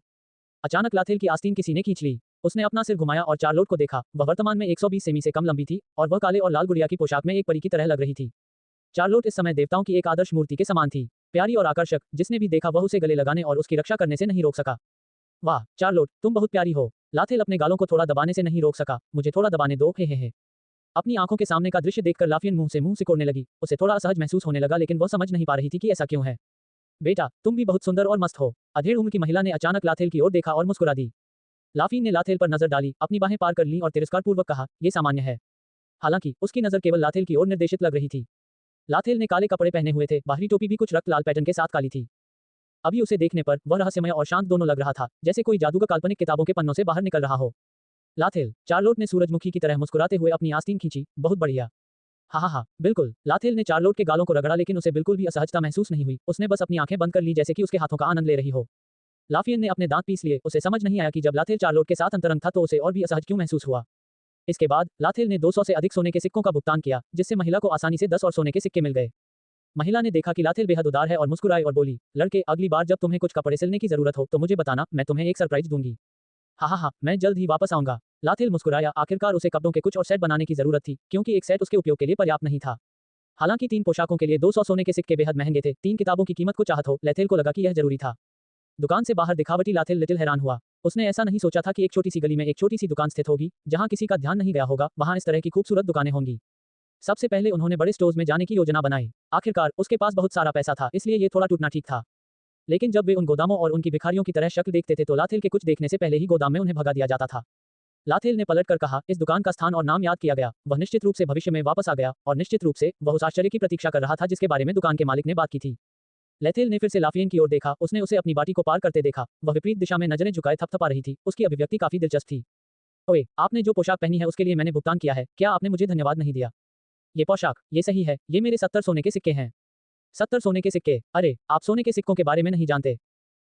हमें उन सामान्य प्लास्टर की खरीद क्यों करनी चाहिए? चच में, हम केवल उन स्टॉलों के लिए योगदान चिन्ह का उपयोग करना चाहते हैं जो हम चाहते हैं। लाथेल को हल्का सिर दर्द महसूस हुआ। उसे एहसास हुआ कि लाफिन न केवल मूर्ख थी बल्कि उसका लगभग शून्य सामाजिक अनुभव भी था। वह पैदा हुआ ही जहाज में बंद पक्षी की तरह था। जब जहाज का दरवाजा अंततः बाहर चला गया तो पक्षियों को पता नहीं था कि बाहर कैसे उड़ना है। ठीक है, चलो मान लेते हैं कि मैंने कुछ नहीं कहा। लाथेल ने अपना सिर हिलाया, उन दोनों को एक गाड़ी मिली और आगे बढ़ने लगे। गाड़ी में बैठे हुए लाथेल ने बरनहे सिकोड़कर ने कहा, तुम्हें मनमाने से जादू का प्रयोग करने की अनुमति नहीं है, समझे? मैं देख रहा हूँ, आप क्या पोप हैं? मुझे आदेश मत दीजिए। लेथेल, हैशबैक कोड डी। वह असल में लाफेन को मुक्का मारना चाहता था, ये लड़की सब कुछ चाहती थी, लेकिन वह ये नहीं चाहती थी कि वह किस स्थिति में है। लाथेल ने कहा, तुम्हें हमारी सहायता याद रखनी चाहिए। लाफीन ने थोड़ा सिर हिलाया, वह कुछ नहीं बोली, उसने बस अपनी बाहें घुमा लीं और बाहर की ओर देखा। लेथेल भी आगे बात नहीं करना चाहते थे। उसने देखा कि चार्लोट सो नहीं रही थी बल्कि वह छोटी खिड़की से बाहर देख रही थी, उसकी उत्साहपूर्ण प्रेरणा से चमक रही थी। उसने भी बाहर देखा, ये स्थान क्रमशः बहुत हलचल भरा, विलासितापूर्ण और राजसी था। महाद्वीप के सबसे बड़े साम्राज्य की राजधानी इतनी भव्य थी कि वह भी इसकी ओर आकर्षित हो गया था। सड़क पर हर तरह की दौड़ें, अजीब अजीब स्टालों वाली कई मूर्तियां। सड़क के दोनों तरफ की इमारतें भी बेहद भव्य और इतिहास की छापों से भरपूर। लाथेल मुस्कुराया, उन्हें लगा जैसे काल्पनिक दुनिया में उनका जीवन अब उपन्यास शुरू हो रहा है। कार के केबिन में माहौल फिर शांत हो गया। लाफियन बाहर की ओर मुंह करके बैठी थी, उसका मन विचारों से भरा हुआ था, जबकि लाथेल और चार्लोट आसपास की सड़कों को देख रहे थे। थोड़ी देर के बाद लाफियन अपने विचारों पर काबू नहीं रख सकी और उसने पूछा, क्या हमें वास्तव में इतने शानदार कपड़े पहनने हैं? हम एक शानदार गाड़ी में भी सवार हैं, इससे लोगों का ध्यान हमारी ओर जाएगा। ये सुनकर लाथेल ने लाफियन की ओर देखा, क्या आप चिंतित हैं कि लोग देखेंगे कि हम आधे पिशाच हैं? लाफियन ने दांत पीस लिए और कुछ नहीं बोली। ऐसा लग रहा था मानो उस शब्द को कहने से उसे उबकाई आ रही हो। लाथेल ने आह भरते हुए कहा, आप कितने समय से बाहर हैं? मेरे कहने का मतलब यह है कि आपको शहर या किसी शहर में घूमने के लिए गए हुए कितना समय हो गया है? मुझे किसी और के राज्य में क्यों जाना है? चर्च पहले से ही काफी बड़ा है, मुझे अपने कर्तव्यों को पूरा करने के अलावा बाहर जाने की कोई आवश्यकता नहीं है। लाफिन ने भौहें सिकोड़कर कहा, कह लें, उस समय को साधना में व्यतीत करना बेहतर है। इन गंदे राज्यों में क्या अच्छा है? हर कोई एक दूसरे से झूठ बोलता है, रईस हमेशा सोने के सिक्कों को अपने जीवन की तरह मानते हैं, जादूगर भी उन गंदे रईसों के अंगरक्षक बन जाते हैं। चर्च अभी भी सबसे अच्छी जगह है, हर कोई शांति से रह सकता है और हर जगह शांतिपूर्ण माहौल व्याप्त है। हर कोई समाज की भलाई के लिए लक्ष्य बना रहा है। चर्च एक फूलों के बगीचे की तरह है और इस तरह के राज्य एक गंदे पोखर की तरह हैं। जब लाथेल ने यह सुना तो उसने अपना सिर हिलाया और आह भरी। उन्होंने लाफियन की व्याख्या या खंडन नहीं किया। लाफिन, आप सही कह रहे हैं, लेकिन हर कोई ऐसा नहीं है। मैं इस मुद्दे के बारे में ज्यादा कुछ नहीं बताना चाहता, लेकिन आपको यह भी समझना चाहिए कि उपस्थिति बहुत महत्वपूर्ण है। आपने ये भी देखा कि गेट की सुरक्षा करने वाले सैनिकों ने हमारे साथ शरणार्थियों जैसा व्यवहार क्यों किया। आपने ये भी देखा कि अन्य परिधान स्टोर हमारा स्वागत क्यों नहीं करना चाहते थे। हाँ, ये हमारी शक्ल सूरत के कारण था, लेकिन जब हमने शानदार कपड़े पहने तो उसके बाद क्या हुआ? बाहर देखो, हर कोई हमें अलग तरह से देख रहा है। वहां की निगाहें प्रशंसा, ईर्ष्या और सम्मान से भरी होती हैं। हमारी सुंदर और शानदार उपस्थिति के लिए धन्यवाद, हम अधिक आसानी से काम कर सकते हैं। अब यदि आप उन दुकानों में वापस जाते हैं तो वे निश्चित रूप से आपका स्वागत करेंगे और आपको भगाएंगे नहीं। वे आपके चलने के लिए लाल कालीन भी बिछाएंगे। लाफियन ने तिरस्कार पूर्वक कहा, कीचड़ का एक पोखर अंततः कीचड़ का एक पोखर ही होता है, केवल दिखावे के आधार पर दूसरों को आंकना मूर्खता है। गलत। लाथेल ने लाफियन की बात को बीच में काटते हुए कहा, लाफियन, तुम एक बात भूल जाओ और वह यह है कि तुम एक ही हो। तुम्हें परवाह नहीं है कि हम अच्छे या बुरे लोग हैं। जब तुम मुझसे और चार्लोट से मिले तो तुम बस हमें नष्ट करना चाहते थे। ऐसा इसलिए है क्योंकि आप और वह दोनों राक्षस हैं। इस अध्याय की प्रारंभिक रिलीज नवंबर ELBN साइट पर हुई। तो क्या आप उन स्टोर मालिकों से अलग हैं जिन्होंने हमें भगाया? मैं। लाफिन झिझका। लाफिन, आपने इस तथ्य पर भी भरोसा किया कि चार्लोट और मैं मुझ पर हमला करने और मुझे नष्ट करने वाले राक्षस थे। आपने ये भी पता लगाने की कोशिश नहीं की कि मैं एक अच्छा इंसान हूं या नहीं, या मैं किसी के लिए हानिकारक हूं या नहीं। उद्धरण चिन्ह। राक्षस तो राक्षस हैं, लाफिन चिल्लाया। हाँ, लेकिन तुम भी अब एक राक्षस हो, तो खुद को मार क्यों नहीं लेते? मैं आपसे पूछता हूँ, लाफिन, आपके चर्च का लक्ष्य क्या है? ये सुनकर लाफेन ने गर्व से कहा, यह हर किसी को दिव्य प्रेम दे रहा है और हर किसी को प्यार को समझने, प्यार महसूस करने और खुद को प्यार में डुबोने में मदद कर रहा है। लाथेल, उसे लगा कि यह वाक्य कुछ जाना पहचाना है। यदि वह प्यार शब्द को दर्द शब्द में बदल देता तो शायद वाक्य का अंत होता। शिनरा टेंसी सही है।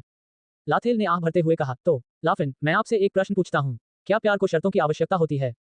बेशक शर्तों की कोई जरूरत नहीं है। लाफियन एक मिशनरी की तरह थी, उसकी आंखें चमक से भर गईं जब उसने कहा, जब तक आपका मन प्यार की ओर निर्देशित है, आप ईमानदारी से अपनी आत्मा को प्यार के लिए समर्पित कर सकते हैं। किसी को भी प्यार करने और भगवान के प्यार में डूबे रहने का अधिकार है। लाथेल अचानक तिरस्कारपूर्वक मुस्कुराया, तो क्या कोई व्यक्ति जो देवताओं के लिए लड़ने के लिए शैतान बन जाता है, क्या वह भी देवताओं के प्रेम का आनंद ले सकता है? लाफियन चौंका, क्या हुआ, आप बात जारी क्यों नहीं रखते? ये सुनकर लाफियन ने अपने दांत पीस लिए और लाथेल ने जो कहा उसका खंडन करना चाहा, लेकिन वह नहीं जानती थी कि कैसे खंडन किया जाए। चर्च के खोखले दर्शन मुझ पर मत थोपो। वह केवल चुप रह सकती थी, उसके हाथों ने उसकी पोशाक को इतनी मजबूती से पकड़ रखा था कि उसमें झुर्रियां पड़ गईं और ऐसा लग रहा था कि वह उसे फाड़ना चाहती थी। अपनी पोशाक को इतनी कसकर मत पकड़ो, लाथेल ने कहा, अगर तुम इसे फाड़ दोगे तो तुम्हारे पहनने के लिए कोई दूसरी पोशाक नहीं बचेगी। यदि आप सड़कों पर नग्न होना चाहते हैं तो आप इसे फाड़ने का प्रयास कर सकते हैं। लाफिन को दया आ गई, उसके दिल में बहुत गुस्सा और दर्द महसूस हुआ। यह ऐसा था जैसे जिस आस्था पर वह इतने लंबे समय से विश्वास करती थी, उसे दूसरों ने कुचल दिया हो। लेकिन वह बहस नहीं कर सकी। भले ही वह उसका खंडन करने के लिए चर्च के तर्कों का उपयोग करना चाहती हो, लेकिन वह नहीं जानती थी कि ऐसा कैसे करना है। लाफियन की आंखें लाल और गीली होने लगी, आंसू की 2 धाराएं फिर से बह निकलीं। ये देख लाथेल ने अपना माथा पकड़ लिया। उसे लगा कि लाफिन पानी का बना हुआ लग रहा है। आज वह कितनी बार रोई, उसे याद नहीं। ठीक है, मुझे क्षमा करें, अब और मत रो। लाफिन ने लाथेल की माफी नहीं सुनी, वह अभी भी रो रही थी, उसका चेहरा गुस्से से लाल था और आंसू धारा की तरह बह रहे थे। ठीक है, तुम शांति से मेरी बात सुनो। मेरा भी तुम्हारे विश्वास का अनादर करने का कोई इरादा नहीं है, मैं बस तुम्हें ये समझाने की कोशिश कर रहा हूँ कि हर व्यक्ति की अलग अलग आस्था होती है। लाफियन ने थोड़ा सिर हिलाया, हालांकि आंसू बहते रहे। ये देखकर लाथेल की आह ही निकल गई। क्या आप जानते हैं हम कहाँ जा रहे हैं? लाथेल ने विषय बदलने की कोशिश की। लाफियन ने उसकी ओर देखा, फिर अपना सिर हिलाया। अगर तुमने रोना बंद कर दिया तो मैं तुम्हें बताऊंगा। मैं तुम्हें खेलने के लिए किसी मजेदार जगह पर भी ले जाऊंगा। वास्तव में लाफियन ने अपने आंसू पोंछने के लिए अपनी आस्तीन का उपयोग किया। जैसे ही लाथेल ने ये देखा, उसने उसे एक छोटा रुमाल दिया। लाफिन ने लाथेल के हाथ में रुमाल को देखा, फिर उसकी ओर देखा और अंत में उसने रुमाल लिया और अपने आंसू पोंछे। लाथेल ने लाफिन को अपने आंसू पोंछते देखा और राहत की सांस ली। चाहे लाफिन कितनी भी मजबूत क्यों ना हो, वह बिल्कुल एक छोटी लड़की की तरह है। एक छोटी लड़की महल में सुरक्षित है, इसलिए उसमें बहुत अधिक सामाजिक अनुभव की कमी है। इस बार मैं इसे जाने दूंगा, लाफियन ने मुंह बनाकर कहा, उसके चेहरे पर अभी भी थोड़ा गुस्सा बरकरार है। ओह, मुझे माफ करने के लिए धन्यवाद। लाथेल ने धन्यवाद शब्द पर जोर दिया जैसे कि वह लाफिन को डांट रहा हो। क्या तुम मुझे डांट रहे हो? नहीं नहीं नहीं, ठीक है, तुम मेरी दूसरी बहन हो, ठीक है। लाथेल ने थोड़ा सिरदर्द महसूस करते हुए आह भरी, अगर वह चार्लोट की तरह आधी भी आज्ञाकारी और बुद्धिमान होती तो ये बहुत अच्छा होता। तुम मुझे कहाँ ले जा रहे हो? लाफियन अचानक बोल उठा। लाथेल ने अपनी ठुड्डी रगड़ी और कहा, एन्चांटर टॉवर के लिए। मंत्रमुग्ध टॉवर, ये सही है। मैंने पूछा और पता चला कि मैं आपकी कहाँ मदद कर सकता हूँ। अरे नहीं, मेरा मतलब है कि वह जगह जो हमें वर्तमान स्थिति को हल करने में मदद कर सकती है, वह एन्चांटर टॉवर है। लाथेल ने समझाया। ये वह जगह है जहाँ सबसे अच्छे जादूगर इकट्ठा होते हैं, और यह वह जगह भी है जहाँ रहस्यमय या अनुत्तरित प्रश्नों के बारे में सबसे अधिक जानकारी होती है। भले ही हमारी स्थिति को हल करने का कोई रास्ता नहीं है, कम से कम हम वर्तमान स्थिति और कुछ अवसरों को स्पष्ट रूप से जान सकते हैं। तुम्हें ये कैसे पता? तुम यहाँ पहली बार आए हो, ठीक है? लाफियन ने थोड़ा भ्रमित होकर पूछा। ये सही है, लेकिन दर्जी की दुकान के मालिक ने मुझे बहुत सारी जानकारी दी। क्या तुमने उस महिला को बताया कि हम आधे पिशाच हैं? लाफियन चौंक गया और चिल्लाया। लाथेल ने अपना माथा पकड़ लिया, वह लाफियन को मुक्का मारना चाहता था ताकि वह जाग सके। प्लीज, मैं आपकी तरह बेवकूफ नहीं हूँ। आप कहते हैं कि मैं मूर्ख हूँ। नहीं, क्षमा करें, मैं मूर्ख हूँ, ठीक है। ये ठीक है। लाथेल ने आह भरते हुए कहा, ऐसे लोगों को तुच्छ मत समझो, उनके हाथों में बहुत सारी जानकारी होती है। वे ऐसे लोग भी होते हैं जो बहुत सारी अफवाहें या गुप्त समाचार रखते हैं। लाथेल को याद आया कि जब वह पृथ्वी पर रह रहा था तो सबसे अधिक जानकारी फैलाने वाली जगहों में से एक दर्जी की दुकान थी, विशेष रूप से उच्च वर्ग के लिए दर्जी की दुकान। क्यों? क्योंकि दर्जी का समाज में ऊंचे ओहदे वाले लोगों से काफी संपर्क रहता है। काम करते समय वे दर्जी शायद अपने ग्राहकों की बातें सुन लेते थे। लाथेल ने उन दर्जियों की बदौलत बहुत सी गुप्त व्यावसायिक जानकारी भी सीख ली। ये भी एक कारण था कि उन्होंने परिधान की दुकान को पहली जगह के रूप में चुना जहां वे जाते थे। जैसा कि उन्होंने कहा, अधिकांश लोग जब लोगों से पहली बार मिलते हैं तो उनकी शक्ल सूरत से प्रभावित होते हैं। इसलिए उसे एक शानदार रूप बनाना था और एक अभिजात की तरह दिखना था। केवल वही नहीं, उसके बगल में चलने वाले लोग भी बदसूरत या गंदे नहीं हो सकते। तो यदि आप कोई समाधान नहीं ढूंढ पाए तो क्या होगा? लाफिन ने भौहें सिकोड़कर पूछा। मैं हार नहीं मानूंगा, लेकिन ठीक है, अगर मुझे कोई समाधान नहीं मिला तो मैं तुम्हारे जीवन की जिम्मेदारी लूंगा, ठीक है? लाफियन चिल्लाया, मुझे प्रभारी के रूप में आपके जैसे गंदे व्यक्ति की आवश्यकता नहीं है। यदि आप हार मान लेंगे तो मैं आपको मार डालूंगा, फिर आत्महत्या कर लूंगा। अगर मैं तुम्हें मार नहीं सकता तो भी मैं खुद को मार डालूंगा। मैं इस तरह गंदी जिंदगी नहीं जीना चाहता। यह आप पर निर्भर करता है। लाथेल ने कंधे उचकाए और कहा। लाथेल, चार्लोट और लाफिन सड़क पर नजर रख सकें, इसके लिए गाड़ी इतनी धीमी गति से चली। 2 घंटे के बाद वे अंततः एन्चांटर टॉवर पर पहुंचे। इस समय आकाश में अंधेरा होने वाला था। कार से बाहर निकलते हुए चार्लोट का नेतृत्व लाथेल के हाथ से हुआ। जब लाफियन लाथेल के बगल में चल रहे थे तो उन्हें देखकर वे एक बेटी के साथ एक खुशहाल परिवार की तरह लग रहे थे। वाह, उन्हें देखो, क्या वे रईस हैं? वे नहीं हो सकते। मुझे लगता है कि वह आदमी एक जादूगर है क्योंकि वह एक जादूगर की पोशाक पहनता है। वह महिला शायद एक कुलीन परिवार की महिला है। हे भगवान, उनकी बेटी भी बहुत सुंदर है, मैंने पहली बार इतनी सुंदर बच्ची देखी है। ओए, शांत हो जाओ, वह सिर्फ एक छोटी लड़की है, क्या तुम गार्ड द्वारा ले जाना चाहती हो? उन्हें इतना खुश देखकर मैं भी उनके जैसी पत्नी पाने की कामना करता हूँ। उसके जैसी बेटी का होना बेहद आकर्षक है। टीच, बेटे को जन्म देने के बाद मेरी पत्नी सुअर की तरह मोटी क्यों हो गई? आसपास लोगों की बातें करने की आवाजें लाथेल और लाफियन के कानों तक पहुंची। वास्तव में लाथेल को भी ऐसा महसूस हुआ जैसे वे एक छोटा परिवार थे। लेकिन लाफियन अलग था। जब उसने ये सुना तो वह भौचक्की रह गई और बेहद असहज महसूस करने लगी। मेरा इससे कोई लेना देना नहीं है। क्या तुम मुझे नीची दृष्टि से देख रहे हो? अचानक एक आवाज ने लाफियन की बातों को बाधित कर दिया। आवाज इतनी तेज थी कि आसपास मौजूद सभी लोग आवाज के स्रोत की ओर देखने लगे।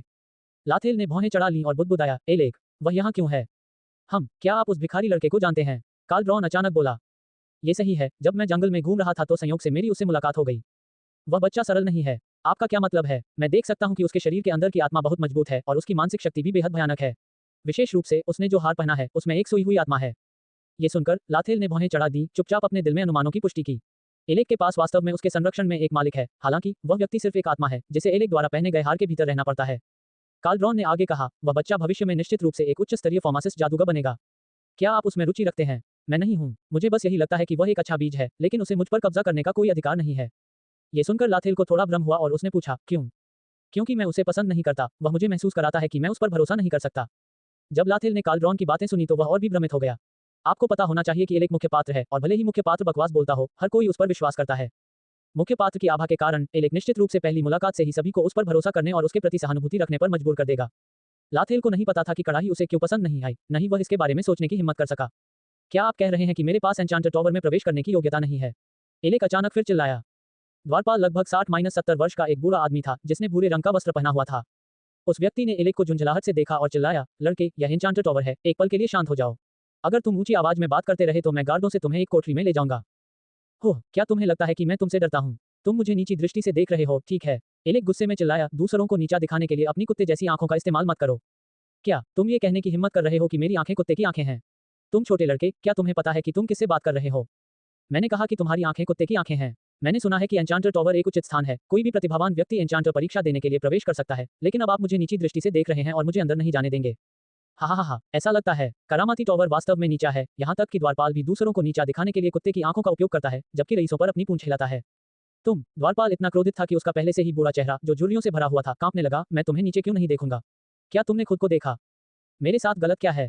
द्वारपाल ने भौहें चढ़ा ली और जोर से कहा, तुमने भिखारी की तरह गंदे कपड़े पहने हैं, बेशक मुझे तुम्हें बाहर रोकने का अधिकार है। एन्चांटर टॉवर नियमों में ये स्पष्ट रूप से कहा गया है कि एन्चांटर टॉवर में प्रवेश करने वाले लोगों को इस स्थान का सम्मान करना चाहिए, साफ सुथरे, गंभीरता से और विनम्रता से कपड़े पहनने चाहिए। अपने आप को देखो, तुमने एक भिखारी की तरह कपड़े पहने हैं, मैं तुम्हें अंदर कैसे आने दे सकता हूँ? लाथेल ने एलेक की ओर देखा, वास्तव में वह कुछ भिखारी जैसा लग रहा था। उसका बाहरी वस्त्र फटा हुआ और गंदा था और उसके बाल टम्बलवीड के रोल की तरह गंदे थे। लाथेल को उलझन महसूस हुई। एलेक के पास बहुत सारे सोने के सिक्के थे, कुछ का उपयोग नए कपड़े खरीदने के लिए करना मुश्किल नहीं था, तो उसे ऐसे कपड़े क्यों पहनने पड़े? अचानक लाथेल को अपने पढ़े हुए उपन्यास याद आ गए। उन उपन्यासों में मुख्य पुरुष पात्र गंदे कपड़े पहनता है, विलासितापूर्ण स्थान पर जाता है और अन्य लोग उसे हेय दृष्टि से देखते हैं। लेकिन तब पुरुष नायक तुरंत थोड़ी ताकत दिखाता है और उसे तुरंत सभी का सम्मान मिलेगा, और जो लोग उसका तिरस्कार करते थे उन्हें उसके द्वारा थप्पड़ मारा गया था। पुरुष नायक सुअर होने का दिखावा करता है, लेकिन ये सुअर बाघ को खा सकता है। यदि मुख्य पात्र का चेहरे पर तमाचा मारना सफल होता है तो हर कोई सोचेगा कि वह सादे और सरल कपड़े पहनता है, या ये सोचें कि प्रतिभाएं अक्सर सामान्य लोगों से भिन्न होती हैं। लाथेल ने अचानक लाफियन की ओर देखा, आप उस युवक के बारे में क्या सोचते हैं? लाफियन ने भौहें चढ़ाकर कहा, उबकाए आ रही है। उसने गंदे कपड़े पहने हुए हैं और अहंकारपूर्ण व्यवहार कर रहा है। उसके जैसा व्यक्ति एन्चांटर टॉवर जैसी पवित्र जगह में प्रवेश करने के योग्य नहीं है। लाथेल ने सिर हिलाया और कहा, लेकिन क्या होगा अगर उसके पास अद्भुत प्रतिभा है? चाहे उसकी प्रतिभा कितनी भी ऊंची क्यों ना हो, उसका रवैया मुझे परेशान करता है, लाफियन ने तिरस्कारपूर्वक कहा। लाथेल ने अपना सिर हिलाया और मुस्कुराया और कुछ नहीं कहा, जबकि चुपचाप एलेक को दूसरों को थप्पड़ मारते हुए देखा। हालांकि उसके दिल में अचानक एक पागलपन भरा विचार उठा। द्वारपाल की डांट सुनकर एलेक और भी क्रोधित हो गया। मैं इतनी दूर से यहाँ आया हूँ, मेरे शरीर के गंदे होने में अजीब बात क्या है? मेरे पास अभी तक स्नान करने का समय नहीं है क्योंकि मैं पंजीकरण कराने के लिए एन्चांटर टॉवर पर पहुंचा था। यह साबित करने के लिए पर्याप्त है कि मैं एन्चांटर टॉवर का बहुत सम्मान करता हूँ। भले ही मेरा शरीर गंदा है, मेरी आत्मा साफ है। और तुम यहाँ की सबसे गंदी चीज हो। एलेक ने द्वारपाल के चेहरे की ओर इशारा किया और चिल्लाया, आप अपनी कुत्ते की आंखों का उपयोग मुझे नीचे देखने के लिए करते हैं, जबकि रईसों पर अपनी पूंछ हिलाते हैं। मुझे लगता है कि सबसे गंदी चीज आप हैं। आप। द्वारपाल गुस्से में था, लेकिन उसे नहीं पता था कि एलेक की बातों का खंडन कैसे किया जाए। लाथेल ने देखा कि द्वारपाल ने बोलने के लिए अपना मुंह खोला है, लेकिन उसे नहीं पता था कि क्या कहना है। अपने दिल में उन्होंने महसूस किया कि मुख्य पात्र की आभा भयानक थी। एलेक के पास खड़े किसी भी व्यक्ति का आईक्यू नकारात्मक स्तर तक कम हो जाएगा। यह विचित्र है, लाफियन ने बुदबुदाते हुए कहा, इस तरह के उपद्रवी को गार्डों द्वारा ले जाना चाहिए था, लेकिन मैंने इस समस्या को हल करने के लिए किसी को भी सामने आते नहीं देखा। लाथेल ने अपना सिर हिलाया और कहा, क्योंकि वह मुख्य पात्र है, इससे पहले कि वह किसी को थप्पड़ मारे, कोई भी इस समस्या को हल करने के लिए सामने नहीं आएगा। आप किस बारे में बात कर रहे हैं? मुझे समझ नहीं आ रहा है। ठीक है, शांत होकर देखो, ज्यादा सोचने की जरूरत नहीं है। राजसी और आलीशान एन्चांटेड टॉवर गेट के सामने एलेक और द्वारपाल को झगड़ते देखने के लिए भीड़ जमा हो गई। इसी समय अवमानना से भरी आवाज सुनाई दी, हाँ हाँ हाँ, आप एक देहाती लड़के के साथ बहस क्यों कर रहे हैं? उसे देखो, एक भिखारी ने करामाती टॉवर में पैर रखने की हिम्मत की है। एलेक ने भौहें सिकोड़ ली और उस आवाज के स्रोत की ओर देखा। आवाज भूरे बालों वाले एक युवक की थी। उसका चेहरा कुछ हद तक सुंदर था, लेकिन थोड़ी शरारत भी देखी जा सकती थी। आप कौन हैं? क्या तुम मुझे ले जा रहे हो? तुम मेरा नाम जानने के योग्य नहीं हो। गार्ड ने युवक को देखा और तुरंत मुस्कुराया और कहा, रेडिसू, इस बार आप लेवल 2 फार्मासिस्ट एन्चांटर प्रमोशन परीक्षा देने आए थे। हाँ हाँ हाँ, ये सही है, रेडियस ने मुस्कुराते हुए कहा। उसने एलेक की ओर देखा, उसकी छाती की ओर इशारा किया, जहां एक स्टार के साथ एक पदक था, और कहा, यहाँ कुछ दिख रहा है। मैं एक स्टार फार्मासिस्ट एन्चांटर हूँ। भीड़ ने तुरंत रेडियस को पहचान लिया और बातचीत शुरू कर दी। वाह, वह रेडियस है, एन्चांटर टॉवर के सबसे कम उम्र के फार्मासिस्ट एन्चांटर्स में से एक। वह बहुत सुंदर है। वह युवा है जो 1 स्टार फार्मासिस्ट एन्चांटर बन गया। वह बड़े रेडियन का बेटा भी है। उसका भविष्य आकाश में एक चमकते सितारे की तरह होगा। ये सही है, रेडियस अब 2 स्टार तक पदोन्नत होने की तैयारी कर रहा है। यदि वह सफल होता है तो वह निश्चित रूप से 2 स्टार तक पहुंचने वाला सबसे कम उम्र का फार्मासिस्ट एन्चांटर होगा। हाँ हाँ हाँ, भले ही वह असफल हो जाए, लेकिन वर्तमान युवा पीढ़ी में ऐसा लगता है कि उसे कोई हरा नहीं सकता। क्या आप राजकुमारी अमलेट को भूल गए हैं? बेशक मुझे वह याद है, लेकिन उसे जादूगर बनने में कोई दिलचस्पी नहीं है। वह पूरी तरह से जादूगर टॉवर के व्यवसाय को बढ़ाने पर ध्यान केंद्रित कर रही है। हाँ, मैं भी चाहता हूँ कि वह एक जादूगरनी बने। अगर वह खुद को विकसित करने पर ध्यान केंद्रित करती है तो मुझे डर है कि उसकी पीढ़ी में कोई भी उसे हरा नहीं सकता है। भीड़ ने बहुत बातें की। निस्संदेह एलेक ने सब कुछ सुना। हालांकि उन्होंने केवल इस बात पर ध्यान दिया कि रेडियस नाम का ये युवक बहुत अच्छा और प्रतिभाशाली लग रहा था। लेकिन उन्होंने कुछ जानकारी यह भी सुनी कि उनके जैसी ही उम्र की एक महिला थी, जिसका नाम इमलेट था, जो एक प्रतिभाशाली महिला भी थी, लेकिन जादूगरनी नहीं बनना चाहती थी। एलेक ने खुशी से मन में सोचा, लगता है मैं सही जगह पर आया हूँ। यहाँ निश्चित रूप से कई सुंदरियां हैं, यहाँ तक कि इस टावर में भी सुंदरियां सुंदर होने के साथ साथ अच्छी प्रतिभा वाली भी हैं। मेरे हरम, मैं आ रहा हूँ। एलेक ने तिरस्कार पूर्वक कहा। रेडियस, एन्चांटर टॉवर का सबसे कम उम्र का फार्मासिस्ट एन्चांटर। ये सही है, मेरा नाम जानना तुम्हारा सम्मान है, चले जाओ, इस जगह को गंदा मत करो। रेडियस तिरस्कार पूर्वक मुस्कुराया। रेडियस, क्या तुम मुझसे लड़ने की हिम्मत करते हो? एलेक अचानक चिल्लाया। तुम लड़ो। तुम लड़के, तुम दिलचस्प हो, लेकिन तुम मुझसे लड़ने के लायक नहीं हो। जैसे ही रेडियस ने बोलना समाप्त किया, एलेक ने तुरंत अपना हाथ लहराया और बैंगनी आग से बना एक सांप एलेक के शरीर के चारों ओर लिपटा हुआ दिखाई दिया। हे भगवान, यह एसेंस फ्लेम है। नहीं, बिल्कुल एसेंस फ्लेम नहीं है, लेकिन ये बहुत कमजोर भी नहीं है। वह एसेंस फ्लेम नहीं है, वह बीस्ट फ्लेम है। हालांकि इसकी शक्ति भी भयानक है। एक युवक जिसके पास बीस्ट फ्लेम है, इस बार चीजें दिलचस्प हो रही हैं। ये सुनकर लाथेल ने भौहें चढ़ा दी और काल्ड्रॉन से पूछा, बीस्ट फ्लेम क्या है? एसेंस फ्लेम क्या है? काल्ड्रॉन को भी थोड़ा आश्चर्य हुआ। उन्होंने बताया, एसेंस फ्लेम प्राकृतिक ऊर्जा द्वारा बनाई गई आग है। इस दुनिया में कई प्रकार के एसेंस फ्लेम हैं, लेकिन उन्हें अपने पास रख पाना बेहद मुश्किल है। यहाँ तक कि उच्च स्तरीय जादूगर भी इसके बारे में नहीं सोचते हैं। वे उन स्थानों के करीब जाने की हिम्मत भी नहीं करते हैं जहाँ सार्लो मौजूद है। बीस्ट फ्लेम अलग है। कुछ प्रकार के राक्षसों में विशेष क्षमताएं होती हैं, जिनमें से कुछ में आग की विशेष क्षमता होती है। बस उन राक्षसों को नष्ट कर दो और उनकी बीस्ट फायर पर कब्जा करने के लिए उनके शरीर के अंदर जीवन क्रिस्टल को अवशोषित कर लो। हालांकि बीस्ट फ्लेम को अपने पास रखना आसान नहीं है। अधिकांश राक्षसों के पास बहुत ही दुर्लभ विशेष योग्यताएं होती हैं और उनका स्तर भी बहुत ऊंचा होता है। इसके अलावा जब वे मरने वाले होते हैं तो उनके पास अपने जीवन के क्रिस्टल को स्वयं नष्ट करने की क्षमता भी होती है। दूसरे शब्दों में, चाहे किसी भी प्रकार की आग हो, उन पर कब्जा करना बहुत मुश्किल है। लाथेल ने सिर हिलाया। उसे लगा कि यह अजीब नहीं है। आखिरकार एलेक मुख्य पुरुष पात्र है, उसकी मदद के लिए उस हार के अंदर एक मालिक की आत्मा भी है। उसके लिए एसेंस फ्लेम का होना सामान्य बात होगी। रेडियस ने एलेक के हाथ में लगी आग को देखा। उसकी आंखों में थोड़ा लालच दिख रहा था। ओह, ये दिलचस्प है। हा हा हा, तुम्हारे जैसे भिखारी के पास बीस्ट फ्लेम है। हा हा हा। रेडियस जोर से हंसा। लड़का, तुम्हारी सफलता मुझे उत्साहित महसूस कराती है। अगर मेरा अनुमान सही है तो यह एनाकोडा फ्लेम है ना? ये सही है। एलेक मुस्कुराया और कहा, रेडियस, क्या तुम मुझसे लड़ने की हिम्मत करते हो? यदि तुम जीतते हो तो यह एनाकोंडा फ्लेम तुम्हारी है। यदि तुम हारते हो, तुम्हें घुटने टेक कर मुझसे माफी मांगनी होगी और मुझे डैडी कहकर बुलाना होगा। रेडियस मुस्कुराया, लेकिन उसकी मुस्कान बेहद भयंकर थी, इतनी भयंकर कि उसने सभी को भयभीत कर दिया। एक ठंडी जानलेवा आभा भी उससे निकली, जिससे हर कोई चिंतित हो गया और पीछे हट गया। एलेक बिना किसी डर या चिंता के रेडियस के सामने खड़ा था। उसकी आंखें दृढ़ता से उसकी ओर देख रही थीं। हा हा हा हा हा हा हा, भाई, मुझे अभी भी एक प्रकार की लॉ की याद आ रही है जो मुझे 2 सितारों तक आगे बढ़ने में मदद कर सकती है।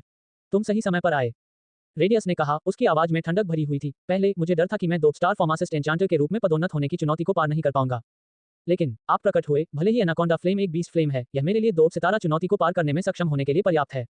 अच्छा, मैं वादा करता हूँ, लेकिन यदि आप हार गए तो न केवल मुझे एनाकोंडा मिलेगा, बल्कि मैं ये भी चाहता हूँ कि आप भी। रेडियस ने एलेक के चेहरे की ओर इशारा किया और मुस्कुराया। मैं चाहता हूँ, मैं कूड़ा हूँ, कहते हुए एन्चांटर टॉवर के चारों ओर 100 बार रेंगे। फिर मैं एक शर्त भी जोड़ना चाहता हूँ, यदि आप हारते हैं तो आपको 3 बार भौंकना होगा। एलेक ने कहा। जैसे ही उसने सीधे रेडियस की ओर देखा, उसकी आंखों से बिजली चमकने लगी। रेडियस इतना क्रोधित था कि उसका चेहरा लाल हो गया। अच्छा अच्छा अच्छा, हा हा हा, ये पहली बार है कि मैं आप जैसे किसी व्यक्ति से मिला हूँ। यदि आप हार गए तो मैं एक शर्त भी जोड़ दूंगा, जो मैंने पहले कहा है, उसके अलावा तुम्हें भी 3 बार भौंकना पड़ेगा। ठीक है, एलेक ने तुरंत जवाब दिया। अच्छा, तब द्वारपाल इस बात का ध्यान रखेगा।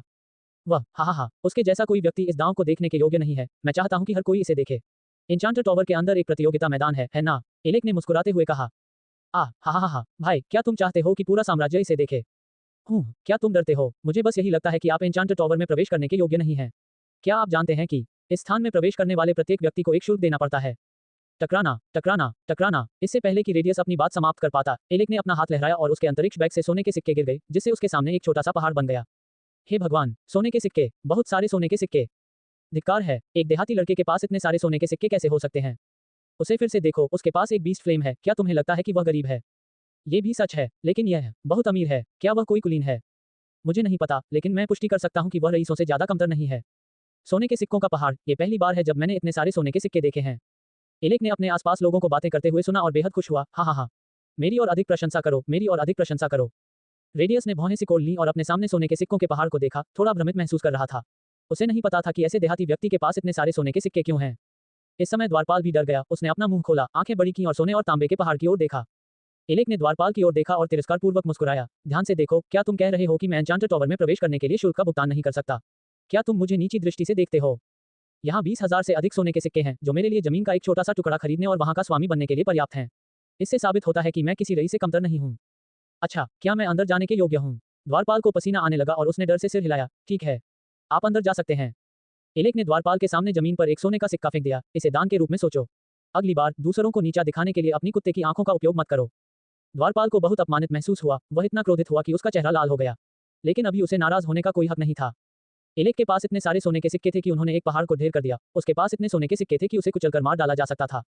उनका मासिक वेतन केवल 100 सोने के सिक्के थे। भोजन और अन्य खर्चों को छोड़कर हर महीने उनके पास लगभग 10 सोने के सिक्के ही बचते थे। लेकिन वह युवक 20,000 से भी ज्यादा सोने के सिक्के निकालने में सफल रहा। अगर वह सारी जिंदगी कोशिश भी कर ले तो भी उसे उतने सोने के सिक्के नहीं मिल पाएंगे। उस भारी अंतर के कारण द्वारपाल को केवल अपना सिर झुकाना पड़ा और एलेक द्वारा अपमानित होना स्वीकार करना पड़ा। एलेक ने अपने सामने रखे सभी सोने के सिक्कों को अपनी अंतरिक्ष जेब में रख लिया और रेडियस के साथ एन्चांटेड टॉवर में प्रवेश कर गया। लेथेल भी मुस्कुराए, चार्लोट का हाथ पकड़ा और अंदर चले गए। लाफियन ने भौहें सिकोड़कर पूछा, क्या आप उन्हें प्रतिस्पर्धा करते देखना चाहते हैं? ये सही है, इतना दिलचस्प क्षण, इसे अनदेखा क्यों करें? लाथेल ने मुस्कुराते हुए कहा। ओबाओ, लाफियन ने तिरस्कारपूर्वक कहा, अंत में वह गंदा व्यक्ति हार जाएगा। आपका क्या मतलब है? एलेक रेडियस से हार जाएगा। लाथेल ने लाफियन की ओर ऐसे देखा जैसे उसने अभी अभी कोई बहुत दिलचस्प चीज खोजी हो।